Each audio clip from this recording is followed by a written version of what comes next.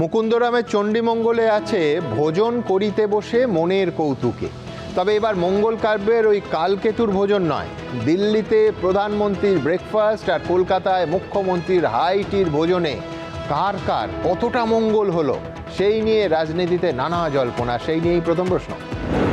দিল্লিতে এনসিপিআই সাংসদদের সঙ্গে ব্রেকফাস্ট বৈঠক করলেন প্রধানমন্ত্রী। কলকাতায় ঋতব্রত তৃণমূলের বিধায়কদের সঙ্গে বৈঠক করলেন মুখ্যমন্ত্রী। তবে কি তৃণমূলের বিক্ষুব্ধদের কাছে টানার বার্তা আর জলের মতো স্পষ্ট করে দিল বিজেপির শীর্ষ নেতৃত্ব? দ্বিতীয় প্রশ্ন। যাদের জন্য 250 জন শহীদ হয়েছে তাদের মেনে নেব না, সাফ জানালেন দিলীপ ঘোষ। 21-এর সন্ত্রাসের সঙ্গে কোনো রকম আপোষ নয়, বার্তা বিজেপি নেতা দেবাশিস চৌধুরী। আদি নেতাকর্মীদের এই ক্ষোভ সামাল দিতে পারবে তো বিজেপি? তৃতীয় প্রশ্ন। এই সৌজন্য আমাদের সময়ও ছিল না, বিধানচন্দ্র রায় জ্যোতি বসুদের সঙ্গে তুলনা টেনে শুভেন্দু অধিকারীর ভূয়সী প্রশংসা ববি হাকিমের। নাম নিলেন না নেত্রী মমতা বন্দ্যোপাধ্যায়। সৌজন্যের আড়ালে আসলে কোন বার্তা? চতুর্থ প্রশ্ন। প্রধানমন্ত্রী ডাকায় কৃতজ্ঞ, বললেন কাকলি ঘোষ দস্তিদার। আমরা পায়েস খেয়েছি, মন্তব্য শতাব্দী রায়। সামনে মিষ্টি দেখে জিভ থেকে জল পড়ছে, কটাক্ষ সৌগত রায়। পরপর বৈঠক তো হচ্ছে, কিন্তু কবে পরিষ্কার হবে এনসিপিআইয়ের ভবিষ্যৎ? পঞ্চম প্রশ্ন। শস্যের মধ্যেই ভূত। নিটের প্রশ্ন ফাঁস করেছেন পরীক্ষা নিয়ামক সংস্থা এনটিএর বিশেষজ্ঞরাই। চার্জশিটে চাঞ্চল্যকর বক্তব্য সিবিআই। কিন্তু এই চক্রে কি সামিল শুধু বিশেষজ্ঞরাই, নাকি জড়িয়ে আরও ওপরতলাও? তবে শুরুতেই দেখাবো দিল্লিতে প্রধানমন্ত্রীর ব্রেকফাস্ট টেবিলে এনসিপিআই সাংসদরা। অন্যদিকে কলকাতায় ঋতব্রত তৃণমূলের বিধায়কদের সঙ্গে হাইটি সারলেন মুখ্যমন্ত্রী। দেখুন। বৈঠক, কথা, আলোচনা, সাক্ষাৎ, খাওয়া দাওয়া থেকে গল্প। কলকাতা থেকে দিল্লি শুক্রবার দেখা গেল এই ছবি। Yeah, I'm grateful that he's called us for a meeting. উনি চা নিয়ে বসেছিলেন, আমরা ওই পায়েস টায়েসও খেয়েছি। খুবই ভালো হলো। It was very nice. It is very, very memorable. দিল্লিতে প্রধানমন্ত্রী নরেন্দ্র মোদীর বাসভবনে ব্রেকফাস্টের পর এভাবেই আপ্লুত তৃণমূলের বিদ্রোহী সাংসদরা। এখন যারা এনসিপিআইতে বিজেপি শরিক, এক টেবিলে গল্প, হাসাহাসি, অল্প স্বল্প খাওয়া দাওয়া, কথা শোনা, পরামর্শ নেওয়া, হাতে হাত, কাঁধে হাত। It is only India partners are called. It is the first time we have been inducted in India. দিল্লিতে যখন এই ছবি, কলকাতায় তখন এসআইআর নিয়ে মুখ্যমন্ত্রী শুভেন্দু অধিকারীর সঙ্গে বৈঠক করলেন ঋতব্রত তৃণমূলের বিধায়করা। কয়েক মাস আগেও যে ফিরহাদ হাকিম মমতা বন্দ্যোপাধ্যায়ের মন্ত্রিসভার হেভিওয়েট সদস্য ছিলেন, মুখ্যমন্ত্রী শুভেন্দু অধিকারীর সঙ্গে বৈঠকের পর তিনি যা বললেন তা তাৎপর্যপূর্ণ। আপনি যে সরকারের আমলে একাধিকবার মন্ত্রী ছিলেন, সেই সরকারের আমলে এই বিরোধীদের এইভাবে সম্ভাষণ জানানো বা একসঙ্গে বৈঠক করার রেওয়াজটা ছিল না কেন? কোনো কারণে ছিল না, আমি চেয়েছিলাম কিন্তু কোনো কারণে হয়নি, এটা দুর্ভাগ্য। বিজেপি বলছে এনসিপিআই শরিক, বিজেপিতে তো আর মিশে যায়নি। ঋতব্রত তৃণমূল বলছে আমরা তো বিরোধী, বিজেপি শরিক তো নই। আর এসব শুনে অনেকের আবার কবির কথা মনে পড়ে যাচ্ছে, যিনি বলেছিলেন সহজ কথা কইতে আমায় কহজে, সহজ কথা যায় না বলা সহজে। বিজেপি পার্টি নতুন নতুন দালাল তৈরি করেছে, বৃষ্টির সামনে দিয়েছে, জিভ দিয়ে জল পড়ছে, এই আর কি বলা যেতে পারে। প্রধানমন্ত্রীর বৈঠকে অনুপস্থিত প্রসঙ্গে সাংসদ অভিনেতা দেব সমাজ মাধ্যমে জানিয়েছেন পূর্ব নির্ধারিত শুটিংয়ের কাজ থাকায় তিনি যেতে পারেননি। বিজেন্দ্র সিংহ, কৃষ্ণেন্দু অধিকারী ও আশাবুল হোসেনের রিপোর্ট, এবিপি আনন্দ। দেখুন, 2011-র পালাবদলের পর বিমান বসুর নেতৃত্বে নবান্নে গিয়ে বামফ্রন্টের নেতারা মমতা বন্দ্যোপাধ্যায়ের আতিথেয়তাতে ফিশ ফ্রাই খেয়েছিলেন বলে রাজ্য রাজনীতিতে রীতিমতো ঝড় উঠেছিল। তারপর বাবুল সুপ্রিয় এবং মমতা বন্দ্যোপাধ্যায় একসঙ্গে ভিক্টোরিয়া মেমোরিয়ালের সামনে ঝালমুড়ি খেয়েছিলেন বলেও নানা জল্পনা তুঙ্গে ওঠে। আর একবার বুঝলেন, মুকুল রায়ের এখন কারাবন্দী সব্যসাচী দত্তের বাড়িতে গিয়ে লুচি আলুর দম খাওয়া নিয়েও কম কথা চালাচালি হয়নি। আর আজ কফি সহযোগে ঋতব্রত তৃণমূলের নেতারা মুখ্যমন্ত্রী শুভেন্দু অধিকারীর সঙ্গে নবান্নে বৈঠকে গিয়ে fish roll, chicken spring roll, কালাকাঁদ আর কড়া পাকের সন্দেশ সহযোগে যখন আলাপ আলোচনা করলেন, তখন তা নিয়ে চর্চা হবে না, তা কি হয় নাকি? কিন্তু প্রশ্ন হলো, এইসব ভোজ পলিটিক্সের ভোজ বাদ দিয়ে পলিটিক্সের যে অংশটা পড়ে থাকে সেটাও কিন্তু চমকপ্রদ। একদিকে আজই দেখছি ববি হাকিম মমতা বন্দ্যোপাধ্যায় ছাড়া রাজ্যের প্রায় সব প্রাক্তন মুখ্যমন্ত্রীর প্রশংসায় পঞ্চমুখ, শুভেন্দু অধিকারীর প্রশংসা করছেন সব থেকে বেশি। অন্যদিকে আজ সকালেই স্বয়ং দেশের প্রধানমন্ত্রীর সঙ্গে ব্রেকফাস্ট সেরে সুদীপ বন্দ্যোপাধ্যায়, কাকলি ঘোষ দস্তিদার বা রচনা বন্দ্যোপাধ্যায়ের উচ্ছ্বাস ছিল একবারে দেখার মতো। দেখুন, এমনিতেই শাসক বিরোধী এমন সুসম্পর্ক থাকাটা গণতন্ত্রে খুব স্বাস্থ্যকর, কিন্তু যদি দেখা যায় মঙ্গলবার থেকে শুক্রবার গত 3 দিনে ব্রেকফাস্ট থেকে লাঞ্চ, লাঞ্চ থেকে হাইটি যদি কিছুই বাদ না থাকে এবং শাসকের গদগদ প্রশংসায় 3 মাস আগের কট্টর বিরোধীরা এখন এই মুহূর্তে পঞ্চমুখ হয়, তাহলে কি সবটাকে শুধু রাজনৈতিক সৌজন্য বলা যায়? বিশ্বনাথ চক্রবর্তী কি বলে? ববি থেকে রচনা, সায়নী থেকে কাকলি ঘোষ দস্তিদার, এরা যখন তৃণমূল কংগ্রেসের ছিল, তৃণমূল বিরোধী লোকরাও বলতো যে দাদা তখনও তাও একটু ভালো লাগতো, আর এখন সহ্য করতে পারছি না এদেরকে দেখলেই টেলিভিশনের সুইচ বন্ধ করে দিচ্ছি, এত বিতশ্রদ্ধ মানুষ হচ্ছে। ফলে এরা তারপরেও বুঝতে পারছে না। সুমন্ত, আমি পরিষ্কার বলছি যে দেখুন, এটা বিজেপির পুরো দরজা খুলে দেওয়ার আজকের একদম প্রক্রিয়াটা কমপ্লিট হলো, বৃত্তটা পুরোপুরি কমপ্লিট হলো। আপনার মনে থাকতে পারে দিল্লিতে জাতীয় স্বার্থের নাম করে নরেন্দ্র মোদী এই সাংসদদের সাথে মানে তার দলকে ভেজিয়ে দিলেন, এবং তারপরে আমরা দেখলাম যে এনসিপিআই নামে হঠাৎ করে একটা দল নতুন দলের সাথে যুক্ত হয়ে গিয়ে তারা বললেন এনডিএ সমর্থন করব, নরেন্দ্র মোদী জয়ের ধ্বনি করলেন। অথচ এই নরেন্দ্র মোদী একসময় দিনের পর দিন এসে এই পশ্চিমবাংলাতে বলেছেন যে এরা দুর্নীতিগ্রস্ত, সেই দুর্নীতিগ্রস্তদেরকে পাশে নিয়ে আজকে ওনাকে পাতরাসে বসতে হলো। এবং পাতরাসে তার পাশাপাশি কাদেরকে বসালেন? এই মুহূর্তে সুপ্রিম কোর্টে যাদের মামলা চলছে, অর্থাৎ শিবসেনার একটা অংশ উদ্ধব ঠাকরে থেকে চলে গিয়ে তারা সিন্ধের শিবিরে যাচ্ছে, সেইটা গতকালও শুনানি ছিল, যেখানে বিচারপতি জয়মাল্য বাগচি বলেছেন যে সংখ্যার পাশাপাশি আমাদের কিন্তু সংগঠনের অবস্থান দেখতে হবে। অর্থাৎ বিচারাধীন যে সমস্ত লোকগুলো আছে, এমপিরা আছেন, তাদেরকে সঙ্গে যদি প্রধানমন্ত্রী বৈঠক করেন তাহলে বুঝতে হবে ডালমে কুচ কালা হয় এবং দেশের গণতন্ত্র বিপন্নর জায়গায় আছে। আর এই রাজ্যে যেটা নিয়ন্ত্রিত বিরোধী, আমি বারবার বলি যে পশ্চিমবাংলাতে আমরা দেখুন এর আগেও অনেক বিভিন্ন বিরোধী নেতার সাথে মুখ্যমন্ত্রীদের বৈঠক হয়েছে, কিন্তু এখানে এমন একটা অবস্থা আজকে তৈরি হয়েছে যেখানে বিরোধীদেরকে উঠতে বসে উঠছে, বসতে বসছে।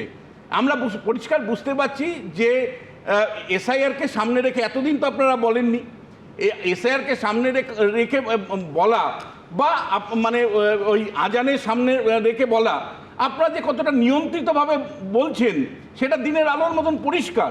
এবং আরেকটা জায়গা, তৃতীয় যে মানে দরজাটা তারা খুললেন, সেটা প্রকাশ বড়াইকের মতন লোকরা, প্রকাশ সিং বড়াইকের মতন সাংসদরা, যাদেরকে সরাসরি বিজেপি বলেছিল এরা দুর্নীতিগ্রস্ত, তোলাবাজি, মানে ভাইপোকে টাকা পাঠায়, এদেরকে বিজেপির পতাকা ধরিয়ে বিজেপি এদেরকে সাংসদ বানিয়ে দিয়েছে। কিন্তু এখানে গিয়ে থামছে না। প্রধানমন্ত্রী যদি দেশের স্বার্থের নাম করে বা বিভিন্ন বিল পাসের নাম করে যাদেরকে একসময় দুর্নীতিগ্রস্ত বলেছে তাদেরকে নিয়ে পাতরাস করে, তাহলে জগন্নাথ সরকারেরও দায়বদ্ধতা আছে। সেও ভাবে যে ভাই আমার যদি নদিয়া জেলার রাজনীতি করতে হয় তাহলে পঞ্চায়েত দখল করতে হবে। পঞ্চায়েত দখল করার জন্যই গতকাল আমি দেখলাম যে তৃণমূলের একটা পরোক্ষ সাহায্য নিয়ে জেলা পরিষদ দখল করলো জগন্নাথ সরকার, এমপি বিজেপির। আর প্রধানমন্ত্রীর যদি রাজনৈতিক বাধ্যবাধকতা থাকে, পুরুলিয়ার বিজেপির নেতাদেরও বাধ্যবাধকতা আছে, তারা পুরুলিয়ার জেলা পরিষদ দখল করলো। ফলে এইটা কিন্তু কার্যত যেটা দেখতে পাচ্ছি আমি, যে বিভিন্ন এমএলএ যেগুলো আছে, এমএলএগুলোর পাশাপাশি প্রতিনিয়ত ঘুরঘুর করছে তৃণমূলের কাউন্সিলরগুলো, প্রতিনিয়ত ঘুরঘুর করছে। সকালবেলা এসএমএস, দাদা আপনি খেয়েছেন, বিকেলবেলা এসএমএস, দাদা আপনি এখন কোথায়, এই চলছে সুমনের মানে সারাদিন ধরে। এবং এই অল্প সময় সুমনদা আমি বলছি, পঞ্চায়েত যেমন করে বিজেপি দখল করলো বা করছে, একেবারে তৃণমূলকে সঙ্গে নিয়ে তৃণমূলের নেতাদেরকে বসিয়ে ঠিক একই কায়দায় কয়েকদিনের মধ্যেই পুরসভা নির্বাচন, আপনি জানেন যে কলকাতা কর্পোরেশনের ডিলিমিটেশন হয়ে গেছে, কালকে ক্যাবিনেট অ্যাপ্রুভ হয়ে গেছে, হাওড়ারও তাই। ফলে আর কয়েকদিনের মধ্যে দেখবেন যখন পুরসভা নির্বাচন হবে একটার পর একটা তৃণমূলের কাউন্সিলর বিজেপির পতাকা নিয়ে বিজেপির প্রার্থী হয়ে দাঁড়াবে। যে প্রশ্নটা আমি রাখতে চাই যে এই এই বিজেপি যখন নির্বাচনের প্রচার চালাচ্ছিল তখন আপনারা মানুষকে বিভ্রান্ত করেছেন কেন? তখন আপনারা বলেছেন কেন যে তৃণমূলের রাজনৈতিক সংস্কৃতি আপনারা কখনোই আমদানি করবেন না, তৃণমূল কংগ্রেসকে কখনোই আপনারা দলের মধ্যে আনবেন না, সব তৃণমূল মানেই হলো চোর। আপনারা তো কার্যত তৃণমূলী মানে বিজেপির তৃণমূলীকরণ কিভাবে হয়েছে আমি একটা ফ্রিজ দিতে চাই। পুজো কমিটি, প্রত্যেকটা পুজো কমিটি বিজেপির এমএলএরা ঢুকেছে। আপনি যে কোনো জায়গায় যান, কলেজ বিশ্ববিদ্যালয় পশ্চিমবাংলায় একটা পাবেন না যেখানে গেরুয়া পতাকা এই মুহূর্তে টাঙানো নেই, একটা পাবেন না। তোলাবাজি নিয়ে আপনি 400-450-এর উপর শুধু অফিসিয়াল কমপ্লেন হয়ে গেছে, তা নিয়ে বিজেপি লজ্জার চোখের লজ্জা জন্য 22 জনকে সাসপেন্ড করতে হয়েছে। দল বদলের গল্প প্রতিনিয়ত তো আমরা বলছি। তো বিজেপির তৃণমূলীকরণ সম্পূর্ণ হওয়াটা যদি যেটাকে আমি মনে করি যে এটা কার্যত বলা 2.0, অর্থাৎ তৃণমূল শাসনের 2.0। এটা তৃণমূলের শাসনটা ছিলই তৃণমূলের বৃত্তের মধ্যে ঢুকে তৃণমূলের সমস্ত নেতাদের নিয়ে তাদের সংস্কৃতি নিয়ে কার্যত এই যে সরকারটা পশ্চিমবাংলায় এই মুহূর্তে চলছে সেটা তৃণমূলেরই সম্প্রসারণ, যেটাকে 2.0 বলে আমি আখ্যায়িত করছি। বেশ, আমি এইখান থেকে একেবারে ভোটের কথা যেহেতু বিশ্বনাথদা তুললেন, যাদবপুরে 28শে মে 2024 দেশের স্বয়ং প্রধানমন্ত্রী নরেন্দ্র মোদী এসে বলেছিলেন কোট আনকোট সিপিএম এবং তৃণমূল নামেই দুটো পার্টি, ওদের দোকান আলাদা কিন্তু ওরা যা বলে ওরা যা করে সব এক, দোকান আলাদা কিন্তু পণ্য এক। আমি বলছি আজকের দিনে দাঁড়িয়ে ইনফ্যাক্ট ঘটনাচক্রে যাদবপুরের সাংসদ মানে তৃণমূলের সাংসদ আর কি, এটাও এখন বলে দিতে হবে, সায়নী ঘোষ, তিনিও আজকে ওই ব্রেকফাস্ট টেবিলে ছিলেন অবশ্য।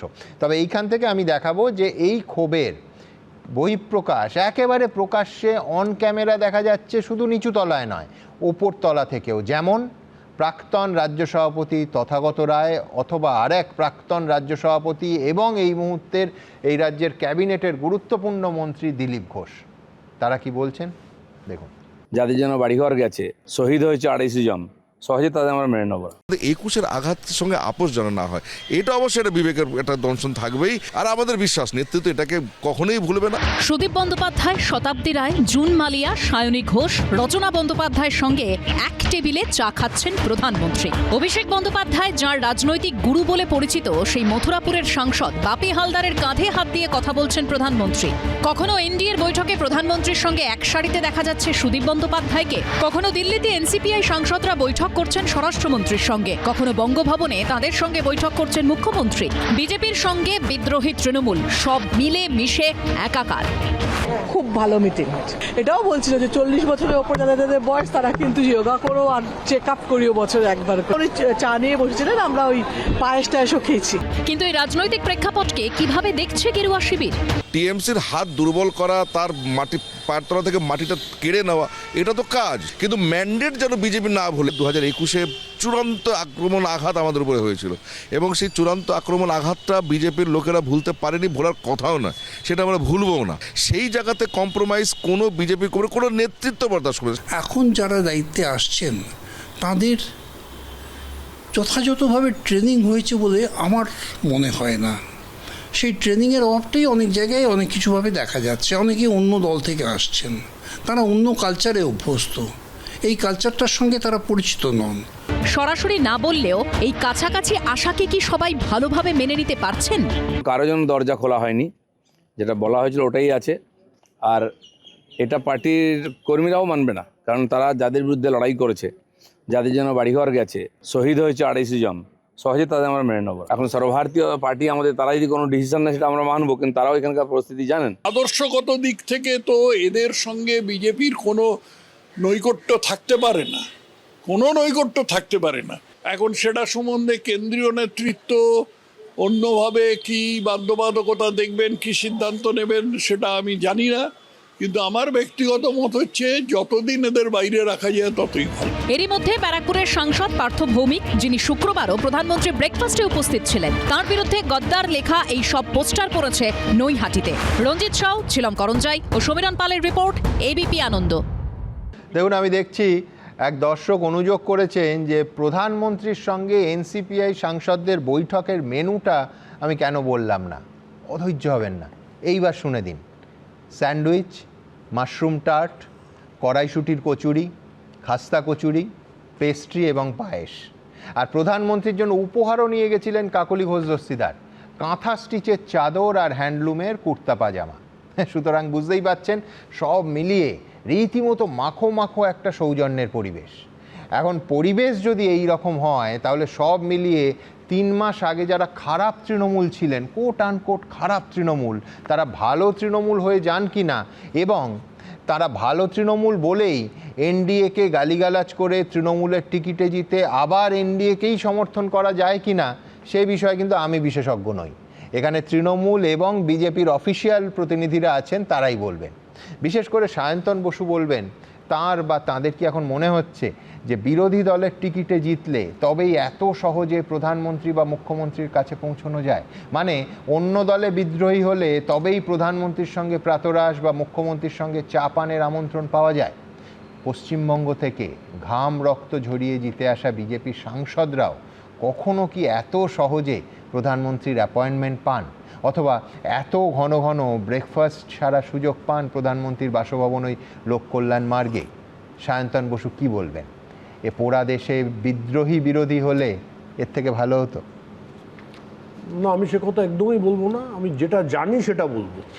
সেটা হচ্ছে যখন পার্লামেন্ট চলে তখন লোকসভা এবং রাজ্যসভার সাংসদদের সঙ্গে প্রধানমন্ত্রী আলাদা করে দেখা করেন, রাজ্য ধরে ধরেও দেখা করেন। এবার তার মধ্যে যারা এনডিএর সদস্য আছেন তাদের সঙ্গে আলাদা করে দেখা করেন, পার্টির যারা এমপি আছেন বিজেপি থেকে জিতে এসছেন তাদের সঙ্গেও আলাদা করে দেখা করেন। বরঞ্চ বিজেপি থেকে যারা সাংসদ তারা হয়তো দেখা যাবে এই সেশনে 3 বার প্রধানমন্ত্রীর সঙ্গে আলাদা করে দেখা করার সুযোগ পান। একবার রাজ্যের প্রতিনিধি হিসাবে, একবার এনডিএর প্রতিনিধি হিসাবে, একবার ভারতীয় জনতা পার্টির প্রতিনিধি হিসাবে। সায়ন্তনদা, বিরোধীরা তো চাইছেন যে পার্লামেন্টে প্রধানমন্ত্রী আসুন, তাদের মিট করুন, অমিত শাহ আসুন। প্রায় 1.5 সপ্তাহ তাকে দেখা যায়নি। এই যে মেনুর কথা বললেন, এই মেনু যে কোনো মিটিংয়ে, এ ধরনের মিটিংয়ে, প্রধানমন্ত্রীর মিটিং যখন তাদের সঙ্গে হয় সাংসদদের সঙ্গে স্টেট ওয়াইজ, তখন এ ধরনের না মেনুটা গুরুত্বপূর্ণ নয়। এর থেকে 4টে বেশি পদও রাখতে পারতেন, কোনো অসুবিধে নেই। আমার বক্তব্য আর পায়েস দেখুন, এটা না খাবার এমন একটা বিষয়, চিকিৎসকরা বলেন, আলোচনা করছেন তো না, চিকিৎসকরা বলেন যে পরিবেশের ওপর কখন কোন পায়েসটা কত ভালো লাগবে, পায়েস কখন আরও উপাদেয় মনে হবে। একেবারে অনেক সময় মনে হবে যে সুজাতা গৌতম বুদ্ধকে যে পায়েস খাইয়েছিলেন তার সঙ্গে তুলনীয় কিনা, সেটা সম্পূর্ণ ভিন্ন প্রসঙ্গ। কিন্তু আমার বক্তব্য যে এই যারা এতদিন এনডিএ এবং বিজেপির কি না বলেছেন আপনাদের সম্পর্কে, আমি একটু মনে করিয়ে দেবো। দেখুন, এর উল্টো যুক্তিও কিন্তু আছে। উল্টো যুক্তিটা কি, যে এই যাদের কথা দেখাবো, যারা আগে কি বলছেন এবং এখন কি বলছেন একেবারে পাশাপাশি, তারা বলতেই পারেন দেখুন মন তো আমাদের, এবার মন বদল হলে তার তো নিশ্চয়ই দায়িত্বও আমাদের এবং সেই অধিকারও আমাদের যে আগে যা বলেছি তার সম্পূর্ণ উল্টো কথা এখন বলতে পারি, কারণ আমারই তো মন, আমারই কথা বলতেই তারা পারেন। কিন্তু একটু আমার মনে হচ্ছে মনে করিয়ে দেয়। আমি শুরু করি কাকলি ঘোষ দস্তিদারকে দিয়ে। দেখুন, প্রধানমন্ত্রী, দেশের প্রধানমন্ত্রী বারে বারে একটা লোকসভা কেন্দ্রে আসা মানে আগে যে 6 দফায় ভোট হয়েছে সেই ভোটে ওরা আশা থেকে ঝাঁকা খেয়ে বাংলায় এসছে।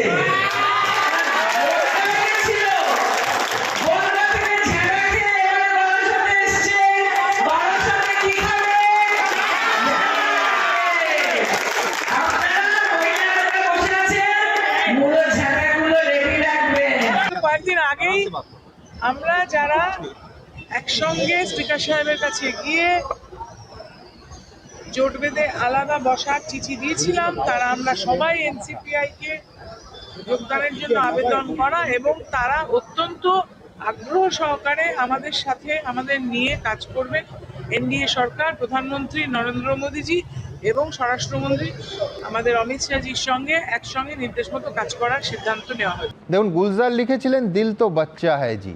এবার ওনারা বলতে পারেন যে মন আমার, মনের বদলটার অধিকারও আমার, মত আমার, মতের বদল হলে তার অধিকারও আমার অসুবিধে নেই। কিন্তু সায়ন্তনবাবু, কীরকম লাগছে যে আগে যারা কয়েক সপ্তাহ আগেও একেবারে চরমভাবে বিজেপির বিরোধিতা করেছেন, প্রধানমন্ত্রীকে আক্রমণ করেছেন, তাদের এই সুর বদলটা আপনাদের কিরাম লাগছে? না, তো এর আগেও হয়েছে।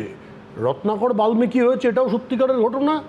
জর্জ ফার্নান্ডেস তীব্র বিজেপি বিরোধী নেতা হওয়ার পরে অটল বিহারী বাজপেয়ীর ক্যাবিনেটে ডিফেন্স মিনিস্টার এবং এনডিএ কনভেনার হয়েছেন। একাধিকবার এই ঘটনা ঘটেছে। রাজনীতিতে এ ধরনের ঘটনা ঘটা কোনো অস্বাভাবিক নয়। যারা আইডিওলজিক্যালি একটা সময় বিজেপির বিরোধিতা করেছেন তারা কিন্তু পরবর্তী সময় বিজেপির সাথে এসছেন, অ্যালায়েন্স করেছেন, জোট করেছেন, এমনকি এমনও উদাহরণ আছে বিজেপি পার্টিতে মিশে গেছে। প্রথমবার হয়েছে এমন কিন্তু নয়। আমি বলছি ওই 250টা পরিবার যারা প্রাণ দিল তাদের বোঝাতে পারবেন তো? আমি তো বুঝছি।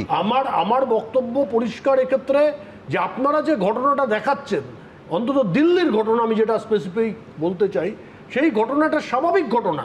এই যে 250 পরিবার আছেন, 250 কেন, আমি তো বলছি তার অনেক বেশি পরিবার আছে যারা হয়তো প্রাণ যায়নি কিন্তু আরো নানাভাবে ক্ষতিগ্রস্ত হয়েছে। কাউকে নার্কোটিক্সের মামলায় দীর্ঘদিন জেলে আটকে রাখা হয়েছে, কাউকে গাঁজার কেস দেওয়া হয়েছে। এ ধরনের সংখ্যাটা খুব কম না, হয়তো কয়েক হাজার হয়ে যাবে। কিন্তু আর এই পরিবারগুলোর অনেকের এই যারা দিল্লিতে ব্রেকফাস্ট টেবিলে দেখা যাচ্ছে তাদের বিরুদ্ধেও। আমি শুধু বিরুদ্ধে বলছি না, আমি বলছি যে এই অন্যায় হয়েছে, এটা সমাজের বিরোধী, মানে যারা সমাজ হিসেবে চিন্তা করেন তারা ওটা কেউ সমর্থন করবেন না। তাদের সঙ্গে যে অন্যায় এই তৃণমূল কংগ্রেস সরকারের আমলে হয়েছে। কিন্তু আমি যেটা স্পেসিফিক আপনাকে বলতে পারছি না সেটা হচ্ছে বিরোধী দলের সঙ্গে এত কিছু সত্ত্বেও বিজেপি সরকার বা বিজেপির নেতারা সবসময় সুসম্পর্ক বজায় রেখেছেন। প্রধানমন্ত্রী নরেন্দ্র ভাই মোদীজির একটি ইন্টারভিউ দেখুন, তিনি সেই ইন্টারভিউতে বলছেন মুখ্যমন্ত্রী মমতা বন্দ্যোপাধ্যায়, তৎকালীন মুখ্যমন্ত্রী, প্রত্যেক বছর পুজোর সময় তার জন্য বা বিভিন্ন সময় তার জন্য জামা কাপড় পর্যন্ত পাঠান। এরকম প্রধানমন্ত্রী নিজে বলছেন, মমতা বন্দ্যোপাধ্যায় স্বীকার করেন। তাহলে তো পার্লামেন্টে যারা বিরোধী, রাহুল গান্ধীকেও একবার দুবার পায়েস খেতে রাহুল গান্ধীর সঙ্গে অত্যন্ত সুসম্পর্ক রাখতে চান ভারতের প্রধানমন্ত্রী। দুঃখজনক ঘটনা হচ্ছে কংগ্রেস এই পলিটিক্সটাকে বিশ্বাস করে না, যেমন আমাদের রাজ্যে তৃণমূল এতদিন বিশ্বাস করেনি। বিজেপি তো বিরোধী দলের সঙ্গে এই যে তৃণমূল এখন বিশ্বাসটা রাখছে, এইটা কিরকম লাগে? এখন তো কোনটা আসল তৃণমূল কোনটা নকল তৃণমূল আমি জানি না, কিন্তু এই যে এনসিপিআই ওরা এখন এনডিএর সদস্য হয়েছে। ওরা তো বিরোধীও নেই, ওরা তো এনডিএর সদস্য হয়েছে। হ্যাঁ, কিন্তু জিতেছিল কার প্রতীকে? জিতেছিল কোন নীতিতে, কোন প্রশ্নে? আরে এর আগে তো বহুবার হয়েছে, এর আগে এমার্জেন্সিও হয়েছে। তাহলে চালু করে দিন। নতুন কিছু নয়, এর আগে তো ভারতের রাজনৈতিক ইতিহাসে কালিমালিপ্ত করার বহু ঘটনা হয়েছে। সুমনদা, আগের দিন আমি আপনার অনুষ্ঠানে বলেছি তারা যদি সমর্থন করতে চায় আমরা কি পাগল যে আমরা তাদের সমর্থন দেবো না? আমরা অবশ্যই তাদের সমর্থন দেবো। আমি জাস্ট আমি শুধু বলতে চাই যে ঠিকই ও যেগুলো বললো প্রত্যেকটা কথা আমি ওর মেনে নিতে আমার কোনো অসুবিধা নেই, একদম প্রত্যেকটা সঠিক বলেছে। কিন্তু এর বাইরে কিন্তু মানুষ আছে। আমি কয়েক মাস আগে মানুষকে দিনের পর দিন বলেছি যে এই তৃণমূল হলো দুর্নীতিগ্রস্ত, এই তৃণমূলের কোনো নেতা কর্মী তার কালচারকে আমি নেব না। আমি তাহলে মানুষের সাথে বিশ্বাস ভঙ্গ করলাম না, বিশ্বাসঘাতকতা করলাম না। আমি বলছি উল্টোটাও বলুন, কেন্দ্র ধরে ধরে সায়ন্তন দ্বারা চার্জশিট দিয়েছে। একদম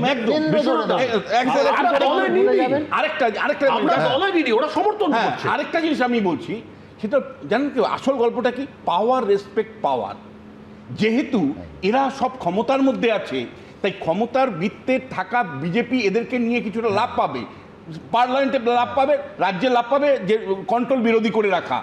আজকে উদয়ন গুহর প্রতি কেন ওই সম্মান দেখাচ্ছেন না আপনি? যারা পরাজিত হয়েছে তাদেরকে তো দেখাচ্ছে না। যে আমি বললাম পাওয়ার, রেসপেক্ট, পাওয়ার, তার কারণটা হলো যারা ক্ষমতাবান আছে সংখ্যা যোগাতে পারে, তার সংখ্যার দিক থেকে গুরুত্বপূর্ণ। আমি পশ্চিমবাংলাতে একটা নিয়ন্ত্রিত বিরোধী করে রাখলাম, সেটাও আমার রাজনীতির জন্য সুবিধা। আর দিল্লিতে পার্লামেন্টে আমার সংখ্যা বাড়ালাম, সেটাও আমার লাভ। পাওয়ার, রেসপেক্ট, পাওয়ার। আর যারা হেরে গেছে তাদেরকে জেলে পাঠাচ্ছ, তোমরা জেলে পাঠাচ্ছ। তোমরা তো দুই রকম অবস্থান নিচ্ছ। আপনি যেটা বলছেন, দুই রকম অবস্থান নিচ্ছ। আপনি যেটা বলছেন যে পাওয়ার এগেইনস্ট পাওয়ার, না এগেইনস্ট না, পাওয়ার, রেসপেক্ট, পাওয়ার। পাওয়ার আপনি যেটা বলেন পাওয়ারকে, কাকলি ঘোষ দস্তিদার, সায়নী ঘোষ, তারা তো পার্লামেন্টের মেম্বার আছে, এমপি আছে, তাকে দেখে আপনি খারিজ করতে পারবেন? আমি তো সেই কারণেই বললাম তাদের প্রয়োজন তোমার। তারা বিজেপিকে সাপোর্ট দিচ্ছে। আমি তো শান্তবাবুকে সম্পূর্ণ সমর্থন করেছি। খারিজ কি করে করবেন? যার সংখ্যা আছে তাকে খারিজ করা ভারী মুশকিল। আচ্ছা, সায়নী ঘোষের কথা এত হচ্ছে, তিনি আগে কি বলতেন আর এখন কি বলছেন দেখে নি একবার। প্রধানমন্ত্রী এসে বলছেন সবকা হিসাব হোগা, आपका हिसाब करने बैठेंगे तो कहाँ जाके आप छुपिएगा खुद। খুবই ভালো, খুবই এনগেজিং, খুবই ইন্টারেস্টিং, খুবই ইনফরমেটিভ, খুবই ভালো, অনেক কিছু শিখতে পেলাম। It's very nice, very interesting and highly enriching. এবার দেখাবো শতাব্দী রায়। আচ্ছা, শুধু সাংসদদের দেখাচ্ছি বলে ভাববেন না যে আমাদের রাজ্য রাজনীতির কুশীলবরাও বাদ যাবেন। আগে কি অবস্থান আর এখন কি অবস্থান পাশাপাশি দেখাবো, কিন্তু এখন দেখাবো শতাব্দী রায়। দেখুন, আমাদের প্রধানমন্ত্রী মানে এক্সপোজার পছন্দ করেন, একদম পারফেক্ট জিনিস যেটা ওনার এক্সপোজারের জন্য ভালো হবে। উনি তো নতুন সংসদের সময়, নতুন সংসদ ভবনের সময় রাষ্ট্রপতিকেও ডাকেননি। উনি মানে ভীষণই অ্যারোগেন্ট এবং উনি যেটা মনে করেন সেটা উনি করেন, সেটা বারবার প্রমাণ দিয়েছেন, এক্ষেত্রেও দিচ্ছেন। আমাদের প্রাইম মিনিস্টার সবার সঙ্গে খুব ভালোভাবে কথা বলেছেন এবং প্রত্যেকের সঙ্গে গল্প করেছেন চায়ের জায়গায় বসে, এবং প্রত্যেককে বলেছে যে আপনাদের কন্ট্রিবিউশন চাই এবং আপনারা আপনাদের যে উন্নয়নের কথা ভাবছেন কিভাবে করছেন, তাতে আমাদের সব এমপিরাই ছিল এবং নাড্ডাজি ছিল, নীতিন নবীনজি ছিল।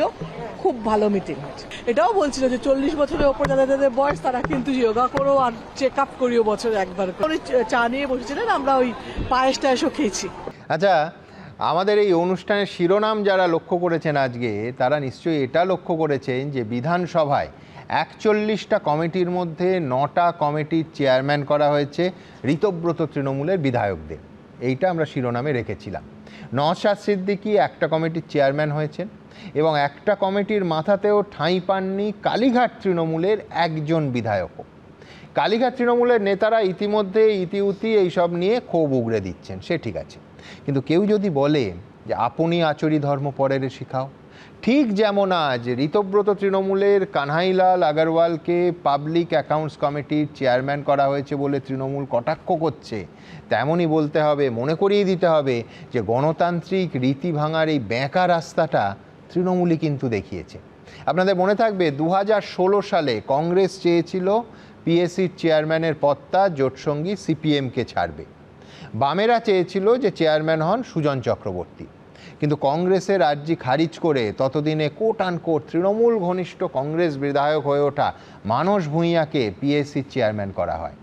আবার 2021 সালে বিজেপি ছেড়ে তৃণমূলে আসা মুকুল রায়কে তৎকালীন বিরোধী দল বিজেপির যাবতীয় আপত্তি উপেক্ষা করে পিএসসির চেয়ারম্যান করেছিল তৃণমূল।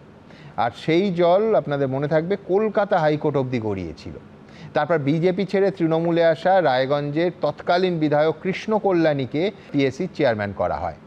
এখন প্রদীপ্তকে যদি আমি বলি যে ধর্মের কল বাতাসে নড়ে, কিংবা তৃণমূল মানে গত 15 বছরে যা যা করেছে এখন তৃণমূল সুদে আসলে সেটাই ফেরত পাচ্ছে, সেটা কি খুব ভুল হবে? আমি এক মিনিট প্রদীপ্ত বলার আগে, এই আপনি যে প্রসঙ্গ পিএসসি চেয়ারম্যান বলেছেন, চিরকাল পিএসসি প্রধান বিরোধী দল পায় পিএসসি চেয়ারম্যানের পোস্ট। এবারের বিধানসভাতেও প্রধান বিরোধী দল পেয়েছে। প্রধান যারা বিরোধী দল, যাদের বিরোধী নেতা, তারাই পিএসসি পেয়েছে। সেদিনের ঘটনার সঙ্গে বা সেদিন পরপর দুটো অ্যাসেম্বলির যে পিএসসি চেয়ারম্যান বা 3 জন তার সঙ্গে আজকের পিএসসি চেয়ারম্যানের তুলনা হতে পারে না। এই যুক্তিতেই মুকুল রায় থেকে কৃষ্ণ কল্যাণী এই যুক্তিতেই পেতেন, কোনো অসুবিধা নেই। মানস ভূঁইয়াকেও বলা হয়েছিল যে বিরোধী তো, কিন্তু আমাদের পছন্দের বিরোধী।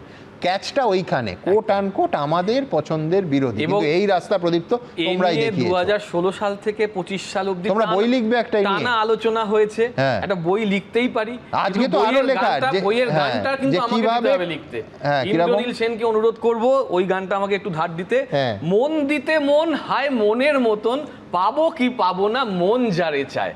এই জায়গায় আমার একটা মাথায় এলো, তুমি ভোজন নিয়ে শুরু করেছিলে মুকুন্দ মঙ্গল কাব্যের, সেখানে আমরা বিষ্ণুর অবতার নিয়ে চর্চা করি না, তখন ভোজনে চ জনার্দনম, অর্থাৎ যখন তুমি ভোজন করবে তখন তুমি ওই ফিশ রোল বা সন্দেশ খেতে খেতে জনার্দনকে মনে করছো, জনতা আবার জনার্দন, কিন্তু সেটা যেন তারা ভুলে না যায়। কোন জনার্দনের সঙ্গে ভোজন করছে, জনতা জনার্দন নাকি এমন একজন জনার্দন তিনি বলেছিলেন যে ভাই দেখো আমার এত উত্তাপ, আমি এত সৎ, আমার এত উত্তাপ যে আমার পাশে কোনো যারা দুর্নীতি করেছে বা খুন করেছে তারা বসতে পারে না। আর দাদা তো একদম ঠিকঠাক পয়েন্টে কথা বলেছে যে অবশ্যই রাম হয়ে গেলেন তারা দস্যু থেকে রাম হয়ে গেলেন। এই যে দস্যু থেকে রামের যে জার্নি, এটা ভোজ রাজনীতি নাকি ভোজবাজি? সেটা কিন্তু বাংলার জনগণ নজর রাখছে। দাদা, বিজেপির তৃণমূলীকরণ নিয়ে স্যার কথা বললেন, আমার তখন হঠাৎ করে শ্রমিকবাবু সেই সুন্দর শব্দ দারুণ কাব্যিকভাবে বলতো, এসো আমার ঘরে এসো, আর কতদিন লুকিয়ে থাকবে। এ তো সেই জিনিস দেখছি যে শ্রমিকবাবু চলে গেলেন পার্থবাবু নাটক দেখতে, হঠাৎ করে কি ভালো নাটক দেখে এলেন। আমাদের এক মুখপাত্র মৃত্যুঞ্জয় পাল, সে একটা নির্দিষ্ট শব্দবন্ধ ব্যবহার করলো যে এই নাটক দেখতে গেলেন সব ঠিক আছে, কিন্তু ওখানে ব্যারাকপুরের নিবাসীরা মার খাচ্ছে, আপনি ওখানে দেখতে যাবেন তো? তখন অসুবিধা হবে না? তখন এই শৌখিন্য থাকবে না তো? তখন কিন্তু সেখান থেকে ফোন এসছিল, এই কুণাল তোমার দেখো মৃত্যুন একটা কি করছে, এটা কিন্তু করতে দিও না, ওকে ওটা মুছতে বলো। মৃত্যুন সেদিন মোছেনি, তাই মৃত্যুন আজও রাস্তায় আছে, আর ওখানে পোস্টার পড়ছে যে দাদা এই যে বিশ্বাসঘাতক হইতে সাবধান। আমি আমার মতন করে বললাম যে কিন্তু আমি বলছি যে ধরো এই যে মানে ডাকাতেরা, মানে আমি বলছি এই বাল্মীকি এবং তার পূর্বাশ্রম এবং তার মানে সাধুর বেশ, এই সমস্ত ডাকাতেরা তার মানে তৃণমূলেই যোগ হয়েছিল বলো? ওখানে জড়ো ছিল। আমার একটা পয়েন্ট আমি লিখে রেখেছি দাদা, প্লিজ অ্যালাউ করবে বলো না? শেষ করতে। আমি দাদাদের ধন্যবাদ দিচ্ছি বিজেপিকে যে এ যাবৎকাল আমরা যে চিৎকার করে এসেছি, সমীর দ্বারা শুভময় দ্বারা স্যারেরা আমাদের বলেছেন তোমরা অন্যায়কে সাপোর্ট করছো, এরা প্রমাণ করলো আমরা অন্যায় সেদিন করিনি। আমরা কিন্তু আবার কয়েনের উল্টো, না শেষ করো, কয়েনের উল্টোটাই হয়। তোমাদের স্বীকার করতে হবে যে তারা দুর্নীতিগ্রস্ত ছিলেন এবং তৃণমূলে বহাল তবিয়াতে তোমাদের নিরাপদ আশ্রয় ছিলেন, আর নয় বলতে হবে বিজেপি ঠিক করছে তারা দুর্নীতিগ্রস্ত ছিলেন না। 3 নম্বরটা বলবো, দুটো তো একসঙ্গে হয় না। 3 নম্বর বলবো যে তখন আমরা ঠিক ছিলাম, বিজেপি মিথ্যে ছিল। বিজেপি তখন ভুল বুঝিয়েছিল মানুষকে এবং ভুল বুঝিয়ে বলেছিল তৃণমূল চোর, তৃণমূল চোর। আসলে তৃণমূল চোর না। আরে দাদা ওই দেখো, মহাচোর যদিও সাজা পাচ্ছে না, যে মহাচোর সায়ন্তন দাদা, তোমার সময় বলিনি দাদা, প্লিজ দাদা, তোমার সময় খুব শান্ত শিষ্ট নম্র ভদ্র ছিলাম। এবার দাদারা তখন 2018 সাল পঞ্চায়েত ভোট মনে পড়ছে, এই স্টুডিওতে বসে কি চিৎকার যে আমাদের বর্তমান মুখ্যমন্ত্রী, তখন আমার নেতা, প্রাক্তন নেতা আজকে, তিনি তাকে যার পর নাই বলেছিল যে এইসব খুন খাওয়ারই, তার জন্য আজকে যিনি 250 শহীদের কথা বলেছেন, সেই 250 শহীদের কথা বলা প্রাক্তন প্রেসিডেন্ট থেকে শুরু করে সায়ন্তনদাররা প্রত্যেকে শুভেন্দুদাকে তখন যা কথা, আমি শুভেন্দুদা বলছি কারণ তৎক্ষণাৎ প্রেক্ষিতে আজকে আমার মাননীয় মুখ্যমন্ত্রী, আমি তখন বলছিলাম শুভেন্দুদা সম্পর্কে সব কথা মিথ্যে, শুভেন্দুদা করতে পারে না। আজকে প্রমাণিত হয়ে গেল মুকুল রায় যে কত বড় ভবিতব্য দিয়ে গিয়েছিলেন, আজকে এই সব মানুষদের জন্য তো সেটা সম্পূর্ণ সত্যি হয়ে গেল। আমি জাস্ট করব, থ্যাংক ইউ দাদা। আবার আগে বলা হয়, আমি জাস্ট একটা লাইন দাদা প্লিজ, তুমি আমার সময় থামিয়েছিলে একবার, আমি বলছি সবার আগে দেশ তো, তাহলে এতদিন যাদের বিরুদ্ধে বলা ছিল এরা দেশ বিরোধী কারণ এরা খুন করেছে, এরা এরা এরা এরা অর্থ তো স্ট্রুপ করেছে, তাহলে হয় সেটা ভুল, নয় দেশ বিরোধীদের পাশে নিয়ে এরা রাজনীতি করে। কিন্তু তার মানে এটাও পাশাপাশি বলো প্রদীপ্ত যে কতজন দেশ বিরোধী অথবা অর্থ তছরূপ করা লোককে তোমরা দলে জায়গা দিয়েছিলে, মানে আমি বলছি দরজা খুলে রেখেছিলে তাদের জন্য। বারবার ওঠে 18 সালের তৎকালীন মন্ত্রী শুভেন্দু অধিকারী, আজকে যিনি মুখ্যমন্ত্রী, বা আরো তৃণমূলের নাম, কিন্তু আমরা সবসময় একটা কথা বলেছি যে তৃণমূলে একটাই পোস্ট, বাকি সব ল্যাম্প পোস্ট। যারা যারা ভালো হোক খারাপ হোক, ওই একটাই পোস্ট নাই। তাহলে সুদীপদাকে এতদিন জেল কাটিয়ে ভুল করেছো দাদা। সুদীপদাকে আমি বলছি দেখুন কে পোস্ট কে ল্যাম্প পোস্ট আমি জানি না, কিন্তু আমি এটা দেখলাম আজকে স্বয়ং প্রধানমন্ত্রী মথুরাপুরের সাংসদ বাপি হালদারের কাঁধে হাত রেখেছেন। আমি বলছি বিধানসভা ভোটের ঠিক আগে 24শে ফেব্রুয়ারি এই বছর ছবি দেখিয়ে রাজ্যের বর্তমান মুখ্যমন্ত্রী মাননীয় শুভেন্দু অধিকারী প্রশ্ন তুলেছিলেন যে মথুরাপুরের সাংসদ বাপি হালদার রায়দিঘি বিধানসভার 51টা ক্লাবকে 10,000 টাকার ফুটবল দিয়েছে, সেই টাকার উৎস কি? প্রকাশ্যে না জানালে ইনকাম ট্যাক্সকে আমি চিঠি লিখবো, আমি এটা ছাড়বো না। সেই চিঠি কি গেছিল? ইনকাম ট্যাক্স কোনো উত্তর দিল? আমরা জানি না, কিন্তু একবার দেখে নি কি বলেছিলেন বর্তমান মুখ্যমন্ত্রী।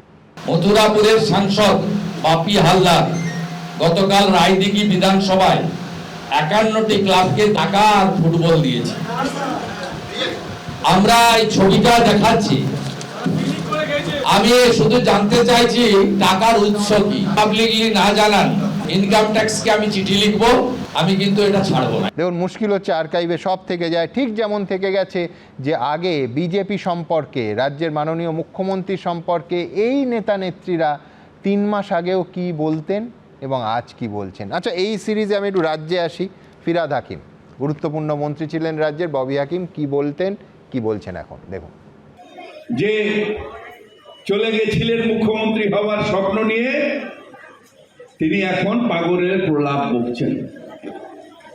তিনি পাগলের প্রলাপ বকছেন, পাগল হয়ে গেছেন, কি বলছেন নিজেই জানেন না, কি খাচ্ছেন নিজেই জানেন না, যেন মনে হচ্ছে একটা সব সময় কাঁপছেন, কিছু একটা বলবার চেষ্টা করছেন। আসলে এইটা হয় কখন জানেন? ডিপ্রেশন থেকে হয়।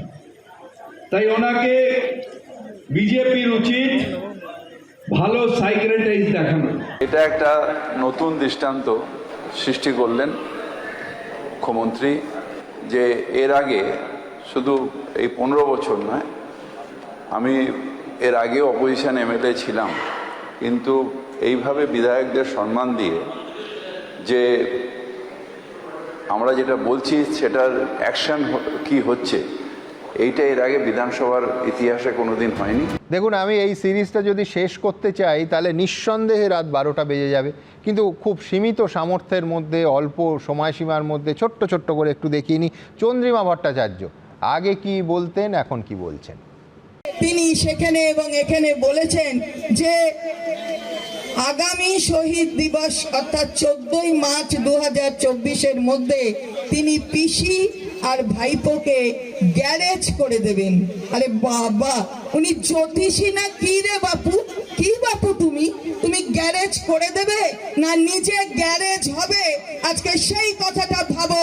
ওনাকে গ্যারেজ করতে হবে, এইটাই আজকে কিন্তু ওনার এই কপালে লিখন আছে।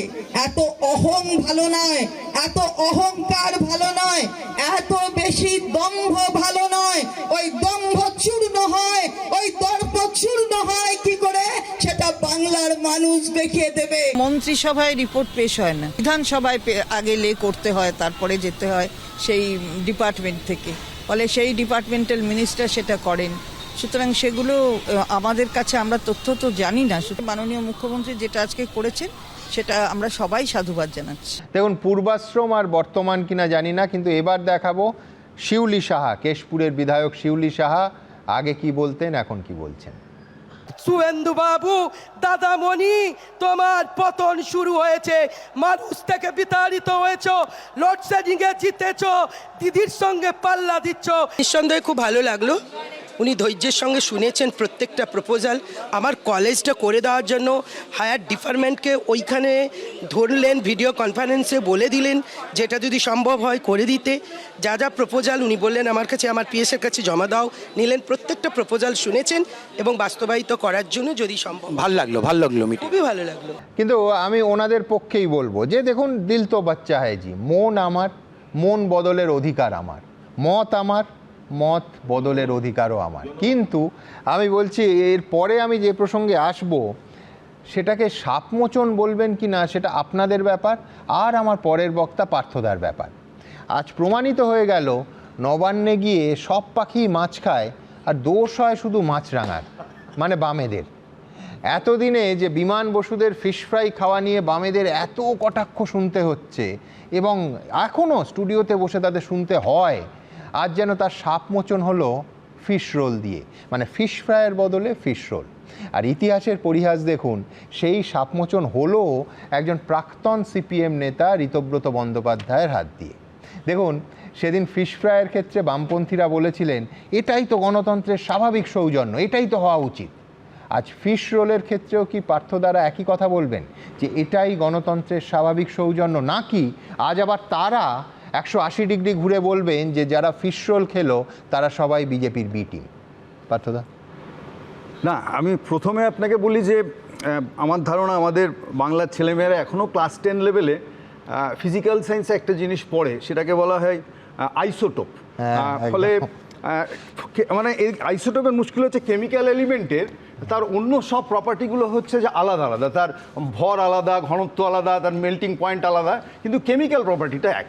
ফলে আপনি যদি দেখেন তাহলে এইরকম একটা আইসোটোপ কিন্তু এই রাজ্যে হচ্ছে, এখন দেখা যাচ্ছে রাজনীতিতে পলিটিক্যাল সায়েন্সের আইসোটোপ, যে বিজেপির বিভিন্ন রকম আইসোটোপ তৈরি হয়েছে, যে একটা হচ্ছে এনসিপিআই, আর একটা হচ্ছে আমাদের এখানে ভালো তৃণমূল, যারা দেখতে আলাদা, প্রত্যেকে দেখে মনে হচ্ছে এর হচ্ছে যে ঘাসফুল প্রতীকে লড়েছে, দেখে মনে হচ্ছে একটু বিদ্রোহী কথা বলছে, দেখে মনে হচ্ছে ওর তো এনসিপিআই ট্যাগ লেগে গেছে, কিন্তু এরা সবাই বিজেপির আইসোটোপ। ফলে আপনি যেটাকে সৌজন্যের রাজনীতি বলছেন, আসলে সৌজন্য রাজনীতির চাইতেও অনেক গভীরে এই রাজনীতি। এবং শান্তনুবাবু বলছিলেন যে এদের আমরা কাউকে দলে নিই, অদ্ভুত বিচিত্র মডেল যে আপনি এরা আসছে প্রত্যেকে, এরা এসে সবাই ড্রয়িং রুমে বসছে, এরা কেউ বেডরুমে ঢুকতে পারছে না, এটা ঠিকই বা কিচেনেও যেতে পারছে না।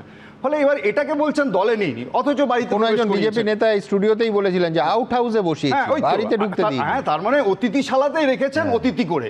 ফলে এই জায়গাটার থেকে দাঁড়িয়ে আমি আপনাদের কাছে এটাই বলবো যে এই যে মানুষেরা, যে সাংসদরা ইলেক্টেড হয়ে যাচ্ছেন, এই যে প্রধানমন্ত্রীর কাছে যাচ্ছেন বা রাজ্যের মুখ্যমন্ত্রীর কাছে বিধায়করা যাচ্ছেন, কি যুক্তি শুনতে পাচ্ছি?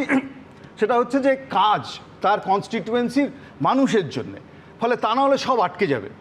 এখন মুশকিলটা হচ্ছে এটাই বোঝার দরকার যে তারা কি গত 15 বছরে এমন কোনো কাজ করেছিলেন যে কাজগুলোর জন্য আসলে ইডি, সিবিআই, রাজ্যের পুলিশ ফ্রেন্ড রিকোয়েস্ট পাঠাতে পারে, এবং সেগুলোর থেকে বাঁচার জন্য হচ্ছে তাদেরকে এই কাজটা করতে হচ্ছে। আর পার্থদা, কাজ দেখে যাওয়া নিশ্চয়ই এতদিনে আপনার মুখস্থ হয়ে গেছে। তৃণমূল আমলে 15 বছরে বিরোধীরা অনেক সময় চোখ খুলেই সকালে দেখতেন যে এত উন্নয়ন চতুর্দিকে হচ্ছে, তারা নিজের কনস্টিটিউয়েন্সির লোকেরা যাতে ভালো কাজ পান সেই জন্য নাকি দলে দলে তৃণমূলে চলে যায়, দল বদল করে। একদম। ফলে সেই জায়গাটায় দাঁড়িয়ে, সেখানে দাঁড়িয়ে হচ্ছে এই যে তৃণমূলে নির্বাচিত বিধায়ক বা সাংসদ যারা, আমি বলছি যে তারা যেরকম মানে আমি বলবো যে অমার্জনীয় অপরাধ করেছেন, যে জায়গাটায় যে তারা মানুষের কাছে ভোট চেয়েছেন যে বিজেপি বিরোধী ভোট হিসেবে, এবং আপনি দেখালেন অজস্র কথা, এবং মানুষ দলে দলে বিশ্বাস করে তাদের ভোট দিয়েছেন ঘাস ফুলকে। কিন্তু একই সাথে পদ্মফুল, আমি বলছি নরেন্দ্র মোদী সাহেবও যখন এসছেন এই রাজ্যে, তিনি প্রতিটি জনসভায় বলেছিলেন ক্ষমা হবে না এদের প্রত্যেকের, আমরা যদি আসি হিসাব হোগা, হিসাব হোগা। তাহলে এইবার কি কারণের জন্য ঠিক 3 মাসের মধ্যেই হচ্ছে যে তাদের হচ্ছে সবাইকে ক্ষমা করে দেওয়া হচ্ছে? So that is a important question, এবং এটা হচ্ছে যে মানুষ এই প্রশ্নের জবাব খুঁজে পেতে চাইবে, এবং in due course of time মানুষ রিয়্যাক্ট করবে। ফলে আজকের বিজেপি বুদ্ধিমত্তার সাথে এই গোটা জিনিসটাকে আইসোটোপ মডেলের মধ্যে বানিয়ে রেখেছেন বলে তাদের ধারণা হচ্ছে যে মানুষকে বোঝাতে পারছেন ওরা সমর্থন করছে আমাদেরকে, আমরা তো ওদের সমর্থন চাইনি। তাহলে পার্টি উইথ দ্য ডিফারেন্স, এই কথাটা তো আমরা বারবার শুনেছি কয়েকশো বার। তাহলে party with the difference it proves now যে আসলে গোডাউনটা এক। আমি বলছি যে এখানে রিটেল সব দুটো ছিল আলাদা। এটা বামপন্থীরা ভোটের আগে, বহুদিন আগে থেকে বলেছে যে আসলে বিজেপি এবং তৃণমূল রিটেল সব দুটো হচ্ছে আলাদা, গোডাউন ছিল এক, যেটা প্রধানমন্ত্রী এসে উল্টোটা বলেছিলেন। আমি লাস্ট মানে হুবহু যেটা নরেন্দ্র মোদী যাদবপুরে দাঁড়িয়ে আপনাদের এবং তৃণমূল সম্পর্কে এটা এখন প্রমাণিত হচ্ছে যে শোরুম দুটো আলাদা, যেটা বিক্রি করছে শোরুম। তাহলে শোরুম বোঝা যাচ্ছে এখন যদি এনসিপিআই, ভালো তৃণমূল এবং বিজেপি এরা যদি এত কাছাকাছি থাকতে পারে, তাহলে আসলে একই গোডাউন, তা নাহলে পরে এরকম ভাবে ফিট করে না। এবং লাস্ট যে আপনি দিলীপ বাবুর কথা বললেন, দিলীপ বাবু খুব ইম্পর্টেন্ট কথা বলেছেন যে 150, 200, 250 সত্যি কর্মী খুন হয়েছিলেন। কিন্তু এটাও ঠিক যে বিজেপির রাজনীতি বোঝার চেষ্টা করুন, দিলীপ বাবু তখন হচ্ছে যে রাজ্য বিজেপির সভাপতি। ফলে যদি বলেন যে সেই সময় যে এত মানুষ খুন হলেন, তো কিন্তু তৃণমূল থেকে 150-র ওপর লোক গিয়ে বিজেপিতে প্রার্থী হয়েছিলেন দিলীপ বাবুর সভাপতিত্বে। ফলে it is not a question of tenure. আমি বলছি বিভিন্ন সময়ে বিজেপি রাজনৈতিক সুবিধার জন্য এই কাজ করে গেছেন, অর্থাৎ কখনো বিজেপির থেকে তৃণমূল, কখনো তৃণমূল থেকে বিজেপি। এবং মুকুল রায় যে কথাটা বলতেন সেটা আজকে কিন্তু আরেকবার আপনাদের চালানো উচিত, যাহাই তৃণমূল তাহাই বিজেপি, এটা একটা ভাবের ঘরে বলেছিলেন। এই ভাষায় বলেননি, আমি পিসিআরকে বলবো বের করতে। আমাকে বলতেই হবে। হ্যাঁ নিশ্চয়ই। পার্থদা বললেন তো লম্বাভাবে, বামপন্থীদের এক্ষেত্রে বলার কোনো অধিকার নেই। এই ক্রিয়াকর্ম চিরকাল বামপন্থীরা করেছে। আজও তৃণমূল কংগ্রেস, মমতা বন্দ্যোপাধ্যায় তৃণমূল কংগ্রেস ইন্ডি জোটের সদস্য, যেখানে পার্থদারা যার সদস্য। যদি কালকে হবে না, কিন্তু তাও ধরুন তর্কের খাতিরে বলছি, ওনাদেরকেও প্রধানমন্ত্রী হন, অভিষেক বন্দ্যোপাধ্যায় হবে পশুপালন মন্ত্রী আর মোহাম্মদ সেলিম হবে দেশের স্বরাষ্ট্রমন্ত্রী, ওই একই সরকারে। আর দ্বিতীয় আমি যে কথাটা বলতে চাই, এনারা বলেন আচ্ছা আপনারা তো কংগ্রেসের বিরুদ্ধে সারা জীবন লড়াই করেছেন, কত কিছু ঘটনা, কংগ্রেসের সাম্রাজ্যবাদ প্রভৃতি বলেছেন, কি করে আপনারা ইউপিএ 1, ইউপিএ 2, 3টে প্রধানমন্ত্রীকে একসঙ্গে সরকার চালান? মমতা বন্দ্যোপাধ্যায় রেলমন্ত্রী হয়েছেন আপনাদের সমর্থনে, বিজেপি সরকারে হয়েছেন তো, কিন্তু আমরা প্রকাশ্যে জোট করে করেছি, আপনারাও করেছেন। কাজেই বামপন্থীদের তো এই ব্যাপারে বলার কোনো অধিকারই নেই। চিরকাল এই কাণ্ডটা করে ওনাদের গোডাউনও তো একই, এবার আপনি শুনুন একইভাবে চলেছে। তুমি কি বলতে সিপিএম আর বিজেপি একই রকম রাজনীতি করে? তুমি কি বলতে সিপিএম বিজেপি? তুমিও বলছো যে ওদের নৈতিক অধিকার নেই, তোমার নৈতিক অধিকার আছে।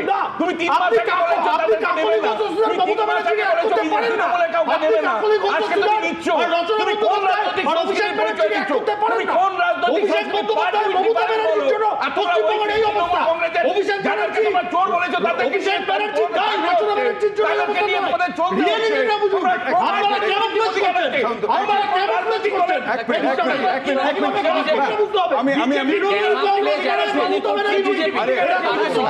দুজন এনি টু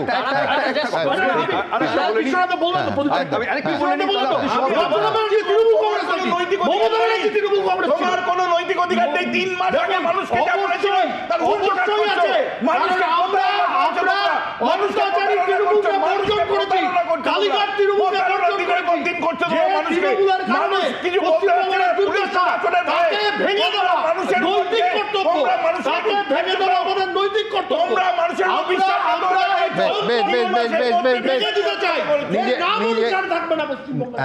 নিজের আমি পার্থদার কাছে যাব, সব ঠিক আছে, কিন্তু দেখুন নিজের রক্তচাপ বাড়লে ক্ষতিটা নিজের হবে, নিজের বাড়ির লোকের হবে, মাথায় রাখবেন। হ্যাঁ আমি বলছি যে আমি না আমি 60 ডেসিবেলের স্পিকার, আমি 90 ডেসিবেল স্পিকার বলে ক্লেম করি না। আমি শুধু এইটুকুই বলতে চাই যে 34 বছর এই রাজ্যে বামেদেরকে মানুষ দেখেছেন, কিন্তু এরকম একটি ঘটনাও আপনি উল্লেখ করতে পারবেন না যে জ্যোতিবাবু হাতে করে পতাকা দিয়ে বা বুদ্ধবাবু হাতে করে পতাকা নিয়ে যে উন্নয়নের শরিক হতে বামেদের বিভিন্ন দল থেকে তাদেরকে লোক ভাঙাতে হয়েছে। সো এই যে দল বদলের রাজনীতি, এটা এই রাজ্যে শুরু করেছিল তৃণমূল কংগ্রেস, তারা ব্যাটন নিয়ে, এবং সেই রাজনীতির ধারক এবং বাহক হয়ে ওই যে বিশ্বনাথ বাবুর ভাষায় যে তৃণমূল 2 তৃণমূল 3 এই মডেলে হচ্ছে যে বিজেপি চলেছে। তৃণমূল যা যা করেছিল, যদি সত্যি এই লক্ষণগুলো আগামী 2 মাস 3 মাস 5 মাসে যদি হয়, তাহলে সত্যি বিধানসভা লোকসভায় যে এনসিপিআই চিত্র দেখছি আলটিমেটলি পুরসভায় চলে যাবে।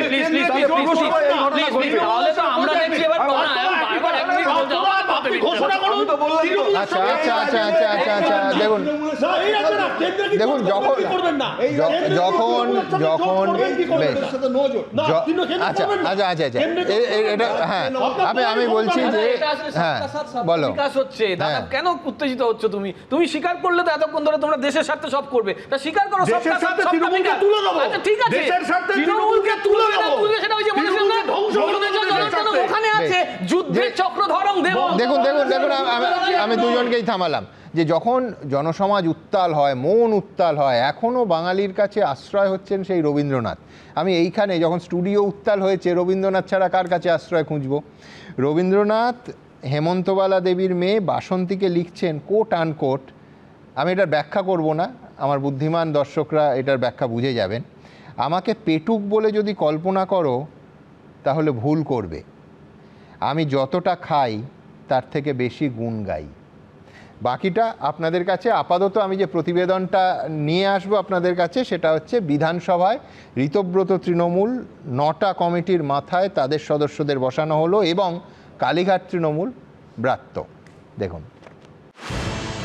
শুক্রবার দিল্লি থেকে কলকাতা দেখা গেল এই দুই ছবি।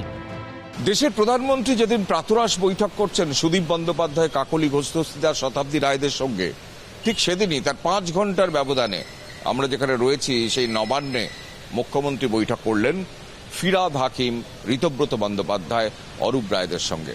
শুক্রবার দুপুরে এসআইআর সহ নানা বিষয় নবান্নে মুখ্যমন্ত্রী শুভেন্দু অধিকারীর সঙ্গে বৈঠক করেন ঋতব্রত তৃণমূলের 13 জনের প্রতিনিধি দল, যার মধ্যে ঋতব্রত বন্দ্যোপাধ্যায় ও অরূপ রায় ছাড়া বাকি 11 জনই সংখ্যালঘু বিধায়ক। কালীঘাটের বিরুদ্ধে বিদ্রোহ ঘোষণা করা ঋতব্রত বন্দ্যোপাধ্যায়ের গলায় শোনা গেল বিগত তৃণমূল সরকারের বিরুদ্ধে চড়া সুর, বর্তমান সরকারের প্রশংসা। প্রশাসনিক মুখ্যমন্ত্রী, তার সঙ্গে অপোজিশন লিডার, তার কথা হবে, এটা গণতান্ত্রিক দস্তুর, কিন্তু ফ্যাসিবাদে এটা তো হওয়ার কথা নয়, তো স্বাভাবিকভাবে হয়নি। সেই সরকার থাকলে বিরোধী দলনেতা, সেই সরকার থাকলে সরকারের বিরুদ্ধে মুখ খুললে প্রাণ চলে যেত। হাউজের ভেতরও কথা বলা যাচ্ছে। 2011 সাল থেকে যিনি মমতা বন্দ্যোপাধ্যায়ের সরকারের একের পর এক গুরুত্বপূর্ণ দায়িত্ব সামলেছেন, মমতা বন্দ্যোপাধ্যায়ের কিচেন ক্যাবিনেটের সদস্য ছিলেন সেই ফিরহাদ হাকিম বৈঠকের পর যা বললেন তা তো আরও গুরুত্বপূর্ণ। আমরা শুনেছি যে বিরোধীদের সাথে সৌজন্যমূলক ব্যবহার সরকার পক্ষের সবসময় থাকে। এটা আমরা দেখেছি, শুনেছি বিধান রায়ের যখন ডক্টর বিধান চন্দ্র রায় যখন মুখ্যমন্ত্রী ছিলেন তখন জ্যোতি বসুকে সেইভাবেই দেখতেন, এবং তারপরেও সিদ্ধার্থ শঙ্কর রায় জ্যোতি বসুর সেই সম্পর্ক ছিল। আমরা যখন কংগ্রেস করেছি তখনও দেখেছি যে আমাদের সুব্রত দা, সোমেন দা, এদের সাথে তখন জ্যোতি বসুর বা তখনকার মুখ্যমন্ত্রী বুদ্ধবাবুর একটা সৌজন্যমূলক সম্পর্ক ছিল। বৈঠক নিয়ে তীব্র কটাক্ষ করেছে কালীঘাট তৃণমূল। বিধানসভা থেকে বিজেপির বি টিম নাম্বার 2 গদ্দার তারা যাচ্ছে মুখ্যমন্ত্রীর কাছে, বিজেপির দুয়ারে দুয়ারে ঘুরছে, রাজনৈতিক সংকট, বেরোতে হবে। আরে সমস্যা নিয়ে বিধানসভায় একদিন বললেন না, তার জন্য নবান্ন যেতে হয়। কালীঘাট তৃণমূল বলছে বিধানসভায় মোট কমিটি 41, তার মধ্যে 10টির মাথায় বসানো হয়েছে বিজেপি বিরোধীদের। এর মধ্যে 9টি কমিটির চেয়ারম্যানের দায়িত্ব দেওয়া হয়েছে ঋতব্রত তৃণমূলের বিধায়কদের। একটির চেয়ারম্যান করা হয়েছে আইএসএফের নওশাদ সিদ্দিকীকে। অত্যন্ত গুরুত্বপূর্ণ পাবলিক অ্যাকাউন্টস কমিটির চেয়ারম্যান করা হয়েছে ঋতব্রত তৃণমূলের বিধায়ক কানাইয়ালাল আগরওয়ালকে। এই পরিসংখ্যান দেখিয়েই কালীঘাট তৃণমূলের দাবি তাদের বাদ দেওয়া মানেই সেটিং স্পষ্ট। বিধানসভায় বিরাট গটাপ, দিল্লিতেও গটাপ, সেটিং চলছে। যে কটা কমিটির বিরোধীদের দেয়া হলো সেগুলো তো সব যাদেরকে বিজেপি আশীর্বাদ করছে, বিজেপি খাড়া করছে তাদের ঢাল হিসেবে, যে প্রকৃত বিরোধীদের জায়গা দিও না, বকলেস পরানো বিরোধীদের দাও যারা কিচ্ছু করবে না, সেইরকম বিরোধী দল তৈরি করতে চাইছেন। সমস্তটা এই বালিশচাটাদের দিয়ে পুরো সেটিং করেছে। রোজ প্রতিদিন যদি একজন ফ্যাসিস্টের সঙ্গে নিয়মিত হচ্ছে কথাবার্তা বলেন, ওনার মধ্যেও সেটা এই যে এইটাই তো প্রবলেম। এর সঙ্গে ডেমোক্রেসির কোনো সম্পর্ক নেই। প্রায়োরিটি কি হবে সেটা তো আমি ঠিক করব, উনি তো আমার প্রায়োরিটি ঠিক করে দেওয়ার কেউ নন। দিল্লিতে এমপিদের প্রায়োরিটি কি হবে এটা এমপিরা ঠিক করবেন। 2021 সালে পিএসসির চেয়ারম্যান পদে মুকুল রায়কে বসানো হয়েছিল। মুকুল রায় সে সময় খাতায় কলমে বিজেপির বিধায়ক হলেও তৃণমূল ভবনে গিয়ে মমতা বন্দ্যোপাধ্যায়ের উপস্থিতিতে অভিষেক বন্দ্যোপাধ্যায় তাঁকে উত্তরীয় পরিয়ে দিয়েছিলেন। এই প্রসঙ্গ তুলে পাল্টা কালীঘাট তৃণমূলকে কটাক্ষ করা হচ্ছে। মুকুল রায়ের ইস্তফার পর এই পদে বসানো হয় রায়গঞ্জের তৎকালীন বিধায়ক কৃষ্ণ কল্যাণীকে। তিনিও খাতায় কলমে বিজেপি বিধায়ক ছিলেন, তবে পার্থ চট্টোপাধ্যায়ের উপস্থিতিতে তৃণমূলের পতাকা গ্রহণ করেন। সব মিলিয়ে কে ঠিক কে ভুল তা নিয়ে তরজা চলছে। উজ্জ্বল মুখোপাধ্যায়, কৃষ্ণেন্দু অধিকারী ও আশাবুল হোসেনের রিপোর্ট, এবিপি আনন্দ। দেখুন, কে ঠিক কে ভুল আমরা জানি না, কিন্তু পিএসসির মাথায় বসানো নিয়ে তৃণমূলও প্রশ্ন তুলবে। যাদের নজির, আমি আবার বলছি, যে ব্যাঁকাপথটা তৃণমূল আবিষ্কার করেছে সেই ব্যাঁকাপথে আজ সুদে আসলে তাদের সব হিসেব ফেরত দিচ্ছে বিজেপি। এটাকেই বা অস্বীকার করি কি করি? ঠিক এইখানে যেহেতু মুকুল রায়ের কথা এক্ষুনি হলো এবং এতবার স্টুডিওতে হলো না, এক্স্যাক্টলি মুকুল রায় কি বলেছিলেন সেটা একবার দেখে নিতে হবে। তো যাহা তৃণমূল তাহা বিজেপি ঠিক এইভাবে বলেননি, কিন্তু যা বলেছিলেন সেটা একেবারে তাই, অর্থটা তাই দাঁড়ায়। দেখুন, এই পৌর নির্বাচনে সারা পশ্চিমবাংলায় বিপুলভাবে ভারতীয় জনতা পার্টি জয়ী হবে। তৃণমূল তো বটে, ভারতীয় জনতা পার্টি মানেই তৃণমূল। এই পৌর নির্বাচনে সারা পশ্চিমবাংলায় বিপুলভাবে ভারতীয় জনতা পার্টি জয়ী হবে। তৃণমূল তো বটে, ভারতীয় জনতা পার্টি মানেই তৃণমূল। কেন পথ নিয়ে মাথা ব্যথা, জেতাটাই বড় কথা। আজ পশ্চিমবঙ্গ সহ দেশের রাজনীতির যা ছবি, তাতে নচিকেতা চক্রবর্তীর গানের এই বিখ্যাত লাইনটাকে একটু অদল বদল করে নিয়ে বলাই যায়, কেন পথ নিয়ে মাথা ব্যথা, সংখ্যাটাই বড় কথা। আজ দিল্লিতে প্রধানমন্ত্রীর সঙ্গে শিরোমণি আকালি দলের প্রধান সুখবীর সিং বাদলের বৈঠকের পর মনে করা হচ্ছে যে আকালি দল আবার এনডিএতে যোগ দিতে পারে। দেখুন, একদিক দিয়ে এটা ঠিক যে সংসদীয় রাজনীতিতে সংখ্যাই তো শেষ কথা বলে, আর সেখানে চারটে মতাদর্শগত এজেন্ডা পূরণ করতে বিজেপির সংসদের 2 কক্ষের 2/3 সংখ্যাগরিষ্ঠতা দরকার। সেখানে নাম্বারস, সংখ্যা অতীব গুরুত্বপূর্ণ।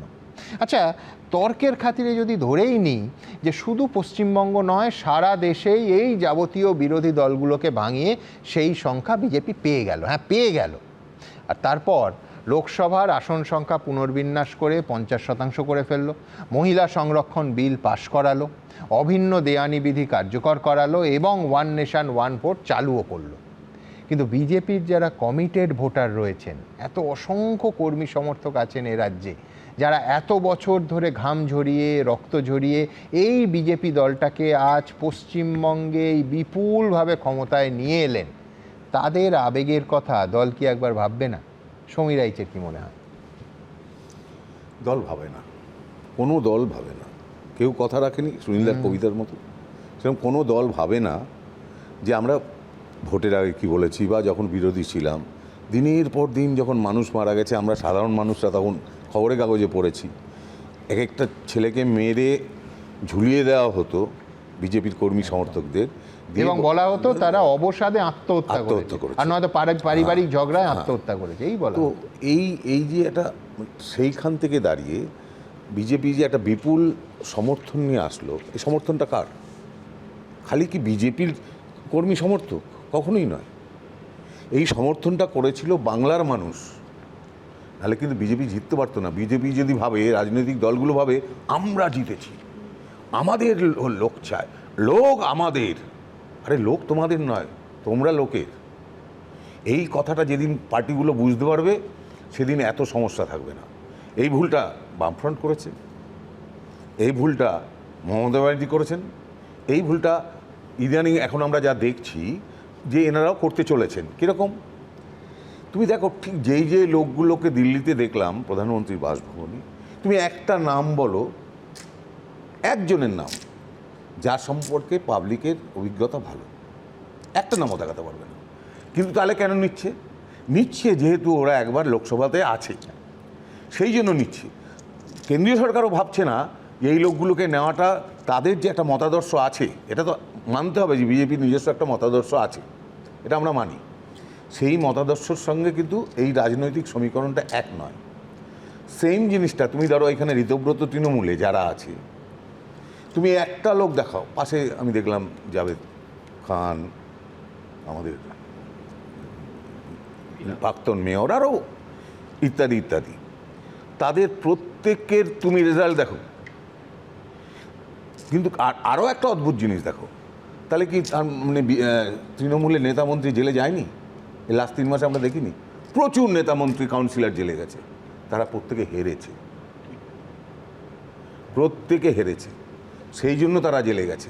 বিশ্বনাথ একটা কথা বলছিল যে এই তৃণমূলের কাউন্সিলররা এখন বিজেপির যারা কর্তা ব্যক্তি রয়েছেন, দিনের বেলা, সকালবেলা, রাত্রিবেলা ফোন করছে যাতে একটা টিকিট পাওয়া যায়, এবং বিজেপি হয়তো দেবে ভাবছে। আমি তো বলছি, আমি চাই বিজেপি তাদের টিকিটটা দিক, তারপরে দেখুক বিজেপির টিকিটেও তারা জিতছে কিনা। যদি না তৃণমূল যেভাবে ভোট করাতো বিজেপি সেইভাবে ভোট করায়, তাহলে সেই রেজাল্ট আমরা দেখতে চাই। বিজেপি তো বলেছে আমরা তো স্বচ্ছ ভোটে জিতেছি, আমরা আশা করব ভবিষ্যতে যে পশ্চিমবাংলা অন্তত বিজেপির আমলে স্বচ্ছ ভোট দেখতে পাবে। আমরা সন্দিহান এখনও।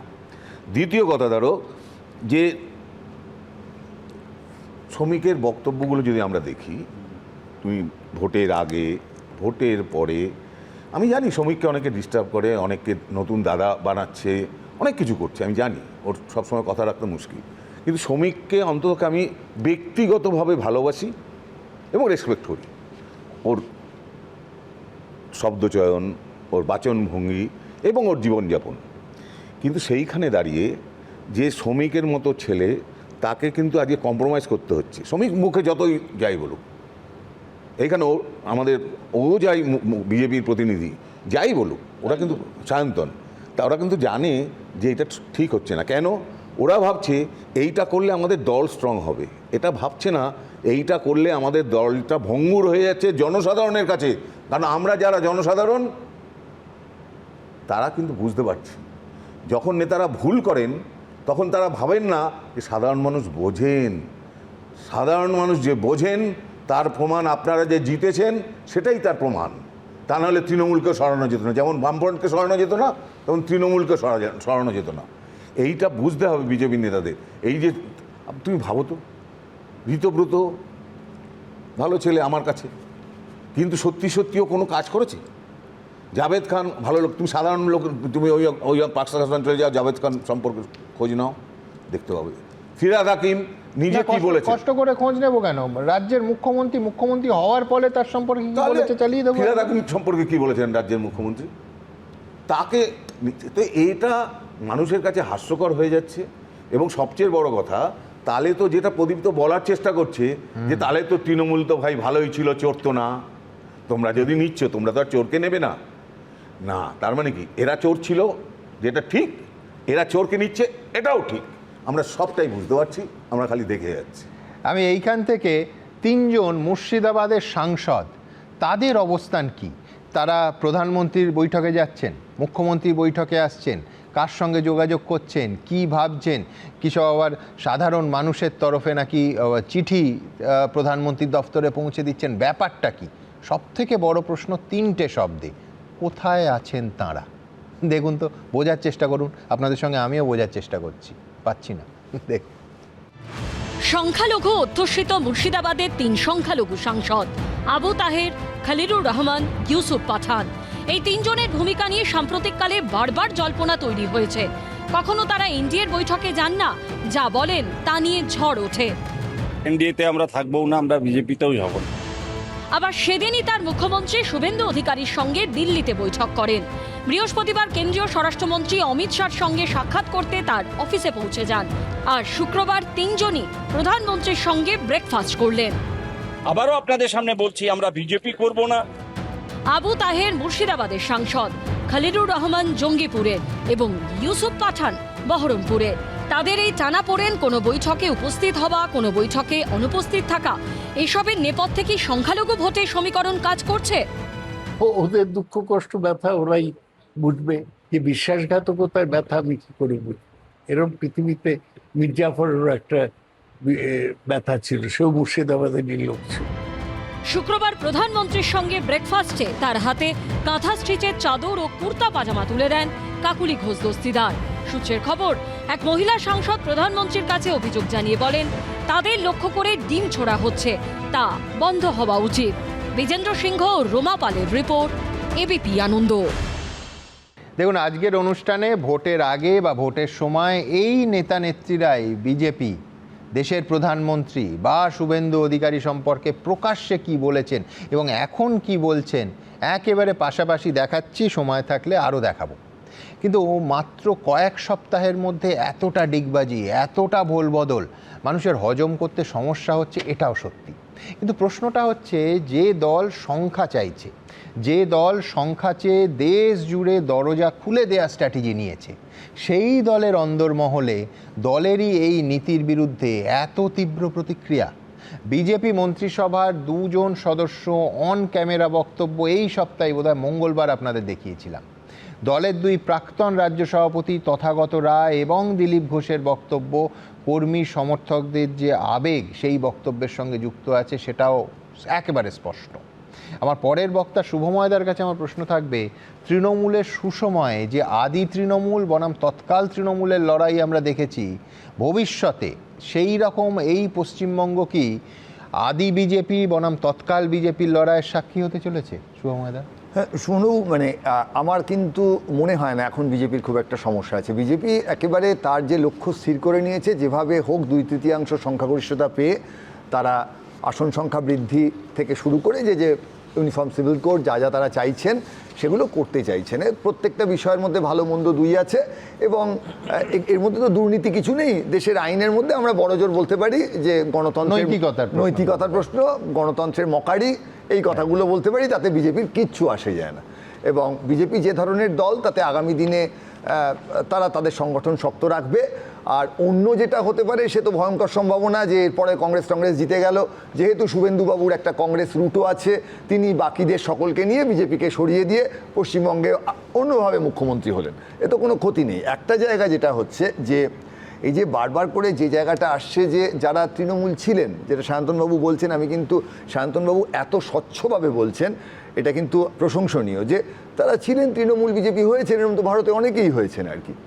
কিন্তু এইখানে একটা মুশকিল আছে, সেটা হচ্ছে ধরুন আমি ব্যক্তিগতভাবে হিন্দু, আমার হিন্দুত্ব বিজেপির হিন্দুত্বের থেকে কিছুটা আলাদা, তাদের যে হিন্দু রাষ্ট্রবাদ আছে তার থেকে আলাদা, কিন্তু আমার হিন্দু দেবদেবী নিয়ে যিনি এমন একটা কমেন্ট করছেন প্রগতিশীলতার দোহাই দিয়ে, যেটা আমার বিশ্বাসে, আমার কালী ঠাকুর, আমার শিব ঠাকুরকে আঘাত করছে, সেইখানে কিন্তু প্রগতিশীলতার জয় হচ্ছে না। তসলিমা নাসরিন অসাধারণ লেখিকা, কিন্তু একটা ধর্মের বিরুদ্ধে কথা বলার সময় তিনি মাঝে মাঝে যে ভাষা ব্যবহার করছেন, একজন যিনি তার মুসলিম, যিনি তার ধর্মটাকে ভালোবাসেন, তার কিন্তু খুবই ইন্টেলেকচুয়াল কথাবার্তা, হয়তো সেটা ততটা পছন্দ হচ্ছে না। সুতরাং যে তৃণমূলকে নিচ্ছেন বিজেপিরা, সেখানে ধর্মের প্রশ্ন আসছে আমার কাছে, আমার যে ধর্ম, আমার কাছে আমার সংস্কৃতির প্রশ্ন আসছে, কারণ তৃণমূল পশ্চিমবঙ্গের যে শিল্প সংস্কৃতি, তখন প্রদীপ্ত বলতে পারেননি যে আবোল তাবোল কবিতা, উল্টোপাল্টা লেখা, সেই সংস্কৃতি আমার ওপর চাপিয়েছিল। আমি আশা রাখি বিজেপি সেটা করবে না। মতের মিল, রাজনৈতিক মিল আমাদের নাই থাকতে পারে, কিন্তু বিজেপি যেটা করছে শুধু দুর্নীতি দুর্বৃত্তায়ন নয়, যাদেরকে অ্যাকসেপ্ট করছে তারা আমার ধর্মে আঘাত এনেছে, তারা আমার শিল্প সংস্কৃতি শিক্ষা রুচিতে আঘাত এনেছে। দ্বিতীয় বক্তব্য, আপনি তো বুদ্ধগয়ার কথা আনলেন।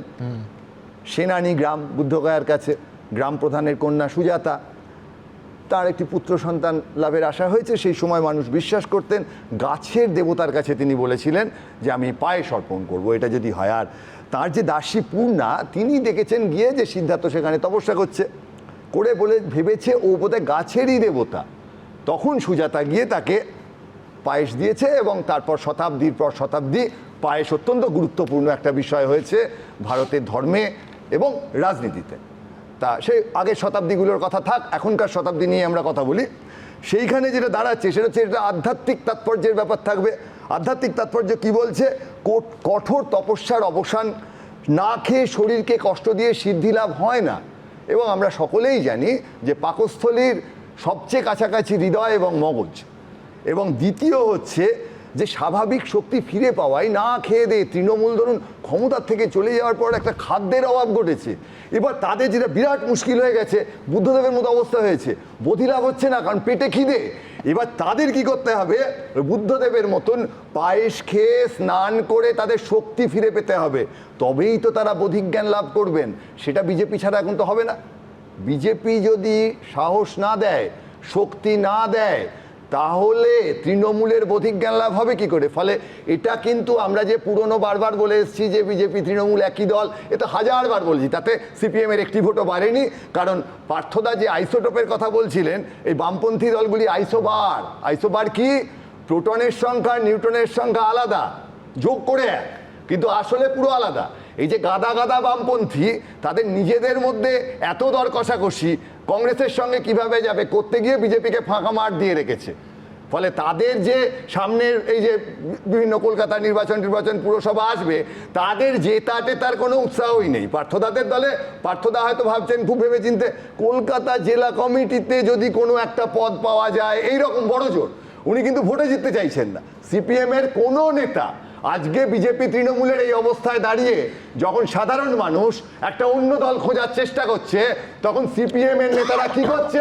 তারা ভাবছে আমার লোকাল কমিটিতে আমি কোন পদ পাবো। কোনোভাবে মানুষের কাছে পৌঁছে নির্বাচনী লড়াই যে তার জায়গায় সিপিএম যে যাবে না, এটা তারা প্রতি মুহূর্তে বুঝিয়ে দিচ্ছেন। ফলে তৃণমূল বিজেপি নিয়ে সমালোচনা আমরা যখন করছি, সেখানে মাথায় রাখতে হবে যে তাদের এই জায়গাটার সুযোগ 2017 সাল থেকে এই সিপিআইএম, এই কংগ্রেস পশ্চিমবঙ্গে বারবার সাধারণ মানুষকে একেবারে তাদের যে আশা আকাঙ্ক্ষা সেটাকে দমিয়ে রাখার একটা বড় দায়িত্ব সিপিএম এবং তৃণমূল। এবং সব সময় তারা সৎ, বারবার করে তো সায়ন্তনবাবু উদাহরণ দিচ্ছেন, তাদের যে কীর্তি, হ্যাঁ সিপিএম তার অন্য দিক দিয়ে একটু ভালো ছিল, অন্য দলের লোককে ঢুকতে দেয় না, কিন্তু তার বাইরে দাঁড়িয়ে প্রত্যেকটার কাউন্টার আর্গুমেন্ট দিয়ে দেবেন ওনারা। ফলে সিপিএমকেও কিন্তু বলতে হবে বারবার করে, যে পার্থদাদের বারবার করে বলতে হবে, আইসোটোপের গল্প ছেড়ে সোজাসুজি বলতে হবে, আপনাদের কলকাতা পুরসভায়, এই কলকাতা পুরসভায় আপনাদের মেয়র প্রার্থীকে আপনি বলবেন না, আপনি কিছুতেই বলবেন না, আপনার দলের কেউ বলবে না। আগামী যতদিন খুশি সময় দেওয়া হোক, ভোটের 5 দিন আগে একটা প্রার্থী ঠিক করবেন, করে তাকে নিয়ে গিয়ে বসিয়ে দেবেন, পাড়ার কেউ চেনে না, তাহলে তো এই তৃণমূল বিজেপির যারা যে তারাই জিতবে। ফলে এই দায়িত্ব কিন্তু সিপিএম এর, যে তৃণমূল বিজেপির মোট ভোট 90% থাকবে। আমি শুধু দু একটা কথা বলি এই রেসপন্সে।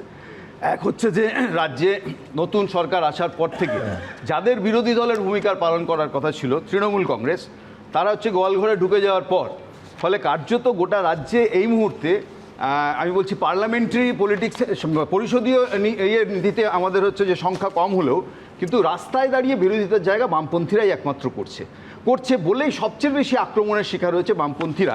বিশেষত এই সরকার আসার পর প্রথম যেটা হয় যে সেখানে হকার উচ্ছেদ শুরু হয় এবং বিস্তর পরিমাণ মানুষকে ডিসপ্লেসড হতে হয়, এবং কারণে অকারণে এই কাজ অপারেটিভ পার্টে আমি বলছি, সৌম্যদা বলছেন যে আপনাদের মেয়র কলকাতা পুরসভার যখন ভোট হবে সম্ভবত নভেম্বর মাসে, তখন আপনারা কোনো মেয়র প্রার্থী ঠিক করবেন? আবারও বিহারে বা গোটা রাজ্যে সারা দেশে ভোটের আগে মুখ্যমন্ত্রীর নাম ঠিক করে বিজেপিও হচ্ছে যে ভোট করে না, ফলে মেয়র পদপ্রার্থীর নাম ঘোষণা করে কর্পোরেশন ইলেকশনে যেতে হবে এরকম কোনো মডেল এক্সিস্ট করে না। হলে ভালো, না হলেও ভালো, চলবে। কিন্তু এবং যেটা ইম্পর্টেন্ট পার্ট, এবং সেটা যে এই যে বারুইপুরের ঘটনাটাকে কেন্দ্র করে যে যদি বলেন যে এই যে ছাত্রীটি নিহত হলেন, ধর্ষিতা হলেন, তারপরে যেভাবে বামপন্থী কর্মীরা আক্রান্ত হয়েছেন, বামপন্থী সংগঠকরা আক্রান্ত হয়েছেন, এবং পুলিশ প্রশাসন যেভাবে আইডেন্টিফাই করে তাদের বিরুদ্ধে কি বলবো যে প্রতিহিংসার আচরণ দেখাচ্ছেন, এর থেকে কি প্রমাণিত হয় না যে রাস্তায় যদি বিরোধী সংখ্যায় কমও যদি হয় কিন্তু হচ্ছে বামপন্থী ছাড়া আর কেউ নেই? ফলে এইটা দেখতে তো চোখে চশমা পড়তে হয় না, এইটা তো খালি চোখে দেখা যাচ্ছে যে তৃণমূল যখন গোয়ালঘরে ঢুকে গেছে তখন রাজ্যে হচ্ছে বামপন্থীরাই যতটুকু আছে সেইটুকু করছে তাদের শক্তি নিয়ে। আমি ওনার কথা কোনো ডিসপিউট করছি না, কিন্তু শুধু চশমা পরে বামপন্থী খুঁজতে হয় এটা হতে পারে, কিন্তু খালি চোখেও বামপন্থী দেখা যায় কোথায় জানেন? যখন রেকর্ড খোঁজা হয় 17 জন আনন্দমার্গী সন্ন্যাসিনীকে কারা খুন করেছিল বলে বামপন্থীরা করেছিল, সিপিএম। যখন রেকর্ড খোঁজা হয় যে ওই মরিচঝাপির উদ্বাস্তুদের ওপর কারা গুলি চালিয়েছিল, খালি চোখে দেখা যায় বামপন্থীদের নাম আসে। যখন খোঁজ করা হয় ওই বানতলা ঘটনা কে ঘটিয়েছিল, বামপন্থীদের নাম আসে। দুলাল ব্যানার্জি কোন দল করতেন, সিপিএম এর নাম আসে। তপন, শুকুর, অনুজ মণ্ডল, ডালিম মণ্ডল, তারা পৃথিবীতে কোন দলে একটু বলে ছোট্ট করে শুনে নিন। যতগুলি হত্যার কথা উনি বললেন প্রত্যেকটাই তৃণমূল এসে একটা করে কমিশন করেছিল। তার ফার্স্ট কমিশনটা 21শে জুলাই আপনার অনুষ্ঠানে আমি লাস্ট করে গেছিলাম, তাতে বোঝা গেছে যে তৃণমূলের তোলা অভিযোগ সর্বৈব মিথ্যা ছিল। আমি চাইবো যেমন সায়ন্তন দ্বারা প্রমাণ করলো যে এই যাবৎকাল যে অভিযোগগুলো সেই সরকার এই কমিশন ভুল ছিল, এই কমিশন বের করুক, প্রমাণ করুন এই কথাটা বের করুক, এগুলো তো সব কমিশন হয়ে আছে। সময় যে কথাটা বললেন যে আমাদের সংস্কৃতি, শিল্প সংস্কৃতি শেষ করে দিয়েছে, সেটাও ভুল। কারণ কি আমাদের শিল্প যে চলে যাচ্ছে এই তথ্য তো আমাদের কাছে নেই, বরঞ্চ আমরা এখনো 3 নম্বরে আছি, এবং আমাদের দেখানো পথেই বর্তমান সরকার চলছে। সে শিল্প আমূল আসুক থেকে শুরু করে আমূল থেকে আসে, ওই যে তোলাবাজির ব্যাপারটা, ওই যে বলছে নেই তো তোমরাও তো প্রমাণ করো।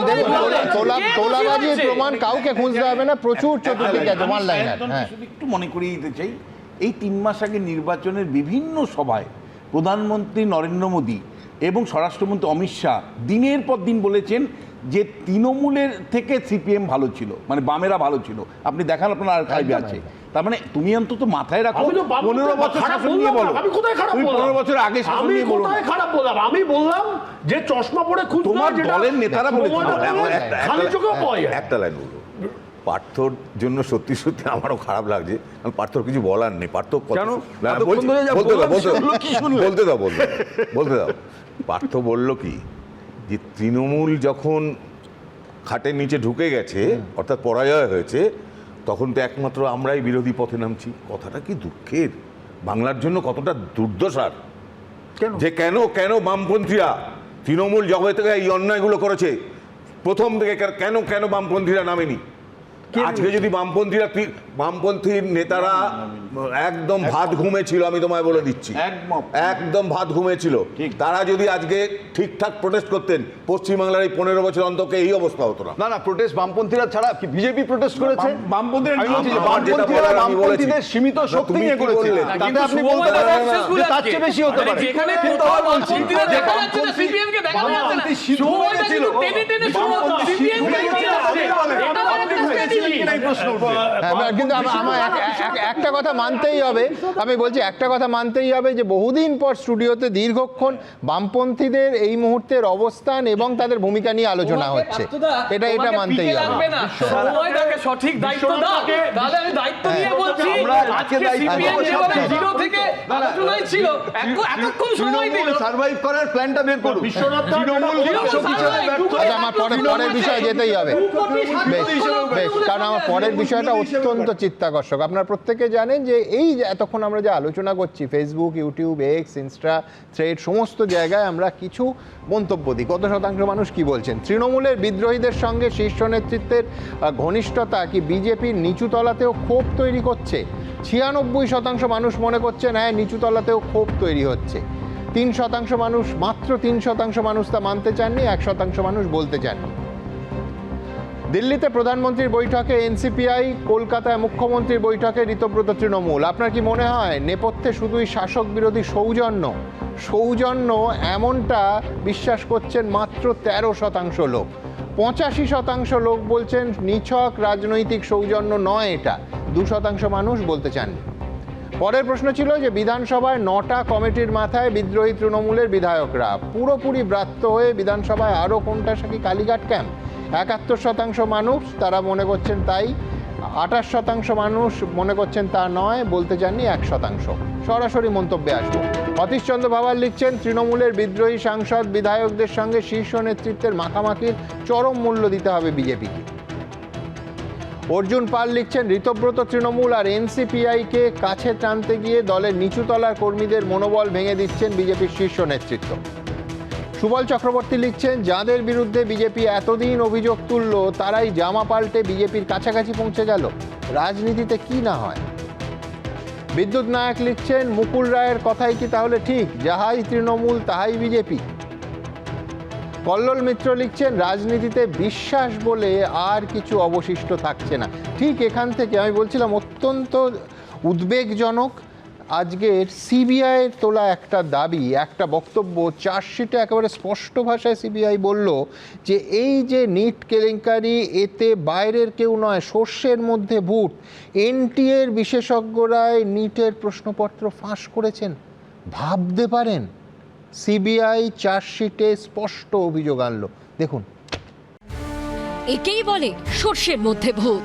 নিট ইউজির প্রশ্ন ফাঁস হয়েছিল ন্যাশনাল টেস্টিং এজেন্সির ভেতর থেকেই।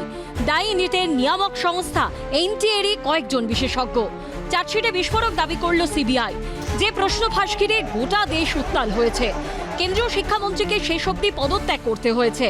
সেই প্রশ্ন ফাঁস কাণ্ডে এনটিএর 3 বিশেষজ্ঞের নাম উল্লেখ করে কেন্দ্রীয় তদন্তকারী সংস্থা দাবি করেছে কোনো প্রিন্টিং প্রেস নয়, প্রশ্ন ফাঁসের আঁতুড়ঘর ন্যাশনাল টেস্টিং এজেন্সির অন্দরেই। চার্জশিটে দাবি করা হয়েছে প্রশ্ন ফাঁসে জড়িত উদ্ভিদবিদ্যা প্রাণীবিদ্যা বিশেষজ্ঞ মনীষা গুরুনাথ মন্ধারে, রসায়ন বিশেষজ্ঞ অবসরপ্রাপ্ত অধ্যাপক প্রহ্লাদ বিত্তল রাও কুলকার্নি এবং পদার্থবিদ্যা বিশেষজ্ঞ মনীষা সঞ্জয় হাবলদার।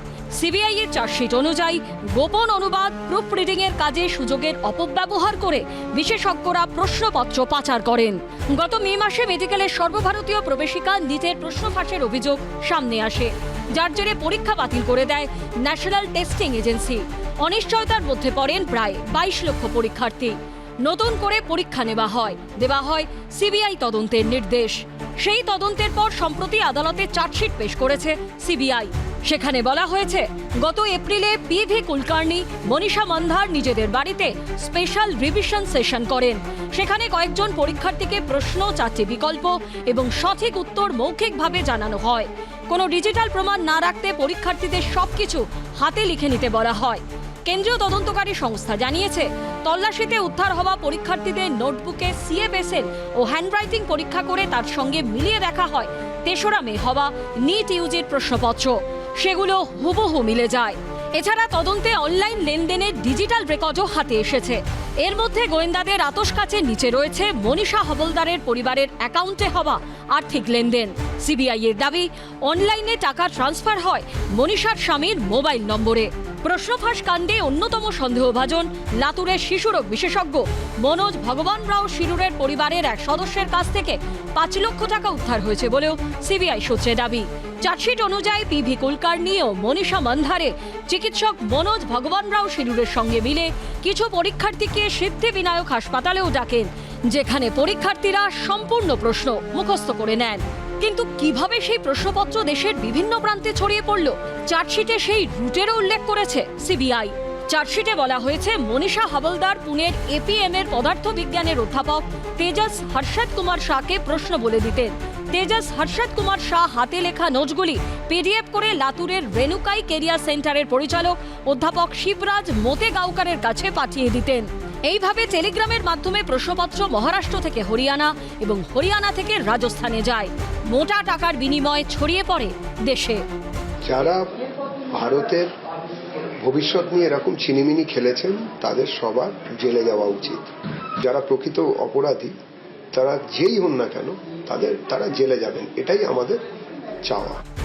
সোমবার সিবিআই চার্জশিট বিবেচনা করে পরবর্তী সিদ্ধান্ত জানাবে রাউস অ্যাভিনিউ আদালত। আশাবুল হোসেন ও সৌমিত্র রায়ের রিপোর্ট, এবিপি আনন্দ। দেখুন, স্টুডিওতে 4 জন অধ্যাপক আছেন ঘটনাচক্রে আজকে, সাবজেক্ট এক্সপার্ট। তারা মানে এই চার্জশিট পড়লে সত্যি সত্যি আমি বারবার বলতাম না যে এটা সিস্টেমটাকে কেউ প্রশ্ন কেন করছেন না। শিক্ষামন্ত্রী, একজন ধর্মেন্দ্র প্রধান চলে যাবেন, আরেকজন অধর্মেন্দ্র প্রধান আসবেন, কি তফাৎ হবে? কিন্তু এই সিস্টেম সত্যি সত্যি যদি সাবজেক্ট এক্সপার্টরা প্রশ্ন লিক করেন, অর্থের বিনিময়ে কোথায় দাঁড়িয়ে আছি আমরা? আমিও তো বিভিন্ন জায়গাতে যুক্ত আছি। সাধারণত 4-5 সেট কোশ্চেন করা হয় কেন জানেন তো? কেউ যাতে না বুঝতে পারে কোন সেটটা দিচ্ছি। তাহলে কি একটা সেট করা হতো? একটা সেট না করা হলে সিস্টেম একাধিক সেট। আপনি ভাবুন, যদি আপনি শুনুন, নর্মালি 3-4 সেট যখন করা হবে, 3-4 সেটে কিন্তু আলাদা আলাদা টিচার, আলাদা আলাদা মানে এক্সামিনার, আলাদা আলাদা বোর্ড। তাহলে ওই জায়গাটাতেই কোনো একটা সমস্যা আছে, আমি আপনাকে বলছি। মানে ওই মানে এক্সামিনেশন বোর্ড যেটা, মানে কোশ্চেন সেটমেন্ট বোর্ড যেটা বোর্ড অফ স্টাডি বোর্ড, সেখানেই সমস্যা এক। তার মানে একাধিক কোশ্চেন সেটার নয় এবং আলাদা আলাদা বোর্ড নয়। ক হলো যে আমি সরকারের কাছে অনুরোধ করব যে এটাকে ইনভেস্টিগেট করতে, যে কিভাবে মানে বোর্ড অফ স্টাডি তৈরি করা হতো এবং কিভাবে কোশ্চেন সেটারদেরকে নির্বাচিত করা হতো এবং কিভাবে আলাদা আলাদা সেট আলাদা তৈরি হতো কিনা। এবং ফাইনালি বলবো, একেবারে টাকশালে যেভাবে টাকার তৈরির কাজের সময় সিকিউরিটি অ্যারেঞ্জমেন্ট থাকে, প্লিজ আপনারা সেটাকে ফলো করুন, তাহলে লিক হওয়ার কোনো সুযোগ নেই। হ্যাঁ সুন্দর, দেখুন প্রথমত যে প্রশ্নগুলো আমরা করি সেই প্রশ্ন তো রোজ নতুন নতুন গবেষণা করে নতুন নতুন পৃথিবীতে একদম নতুন প্রশ্ন এলো এমন নয়। ফলে আমাদের পড়ানোর মধ্যে থেকে এই প্রশ্নগুলো আসে এবং সেই প্রশ্ন হয়তো আমরা ক্লাসে আলোচনা করি, সেটাই পরীক্ষায় দিই। এবং দ্বিতীয়ত হচ্ছে এই যে পরীক্ষা পদ্ধতিগুলো হয়, অনেক সময় এমন ঘটনা ঘটে পরের দিন সকালে পরীক্ষা, রাত জেগে কোনো একজন অধ্যাপক অঙ্কগুলো করছেন। ফলে এখানে মানুষের বিশ্বাসযোগ্যতার প্রশ্ন আসবে। এবং এখানে কিন্তু মানে ধর্মেন্দ্র প্রধান সম্পর্কে তার বিরুদ্ধে আন্দোলন হয়েছে, বিজেপির বিরুদ্ধে আন্দোলন হয়েছে, একেবারেই ঠিক হয়েছে। কিন্তু যখন মাস্টারমশাইরা সাবজেক্ট ম্যাটার এক্সপার্ট যদি লিক করেন, সেই ঘটনা যদি ঘটে, তাহলে এই আটকানো মানে ভয়ঙ্কর শক্ত। এবং 4টে সেটের মধ্যে যেটা হয়তো ঠিক হয়েছে তার, আমি একমাত্র জানি একটা সেট, আর 3টে সেট আমি জানিই না। কিন্তু তিনি হয়তো যেটা বলেছেন সেই সেটটাই হয়তো সিলেক্টেড হয়ে গেছে, তিনি যেটুকু বার করেছেন। ভাগ্য ভালো থাকলে প্রবাবিলিটির জায়গা হয়তো ভাগ্য ভালো থাকলে অন্য সেটটা যেত, এই ঘটনা ঘটতো না। হ্যাঁ, আমি শুধু বলবো যে প্রশ্ন ফাঁস যদি আটকাতে হয়, এই যে উনি যেগুলো বলছেন ট্র্যাডিশনাল মোড অফ পরীক্ষা নেওয়া, ফলে তার একটা বিকল্প যেটা 24 সালে প্রশ্ন ফাঁসের পর রাধাকৃষ্ণন কমিটি তৈরি হয়েছিল, তারা বলেছিলেন যে আমাদের দেশে এই গোটা ব্যবস্থাটা যদি অনলাইনে করা যায়, অর্থাৎ আগের দিন রাতে প্রশ্নপত্র কোনো কেন্দ্রে যাবে, ট্রাকে যাবে, লিক হবে, এসব নেই। কিন্তু সেটা করতে গেলেও মুশকিল হচ্ছে। আইআইটির মতো জয়েন্ট এন্ট্রান্স পরীক্ষা যখন নেওয়া হয় অনলাইনে, তার পরিকাঠামো হচ্ছে যে একদিনে 1.5 লক্ষ পরীক্ষার্থী দিতে পারে। ফলে 23 লাখ সেন্ট্রালাইজ পরীক্ষা সিস্টেমের সমস্যা, 23 লাখ পরীক্ষার্থীর পরীক্ষা নিতে গেলে নিটে 15 দিন থেকে 17 দিন লেগে যাবে।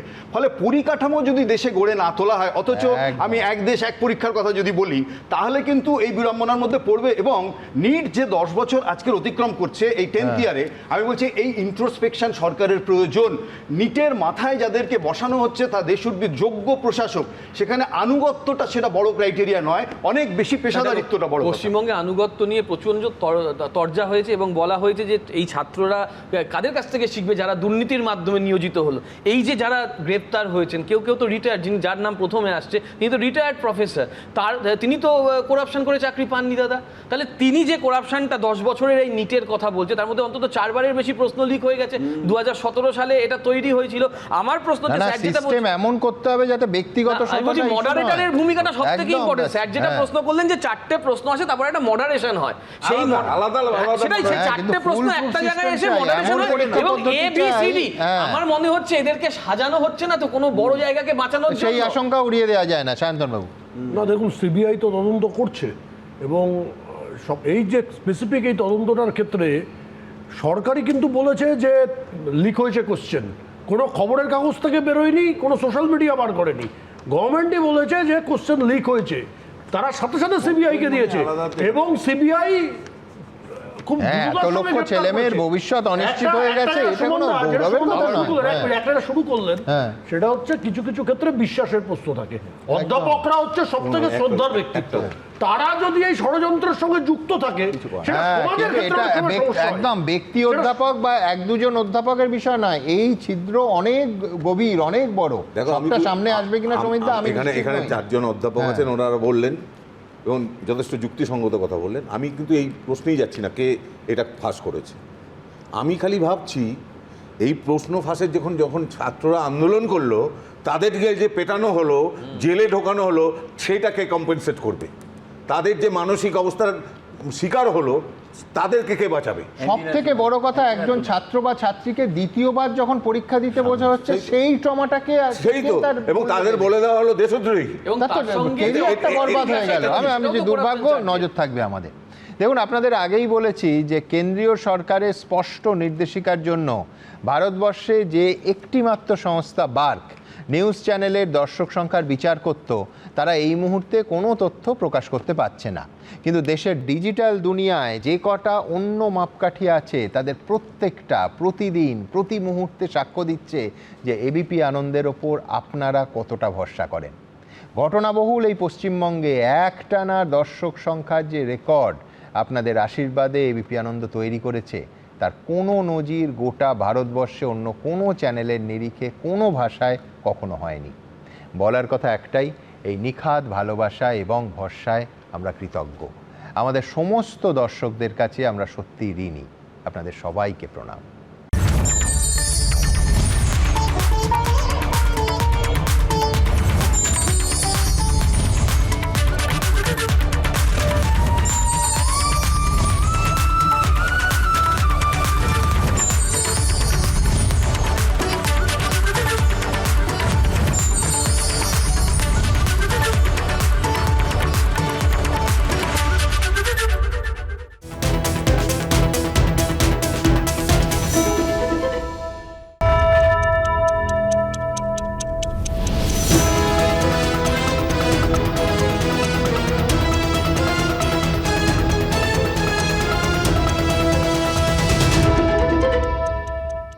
এবিপি আনন্দ, এগিয়ে থাকে, এগিয়ে রাখে।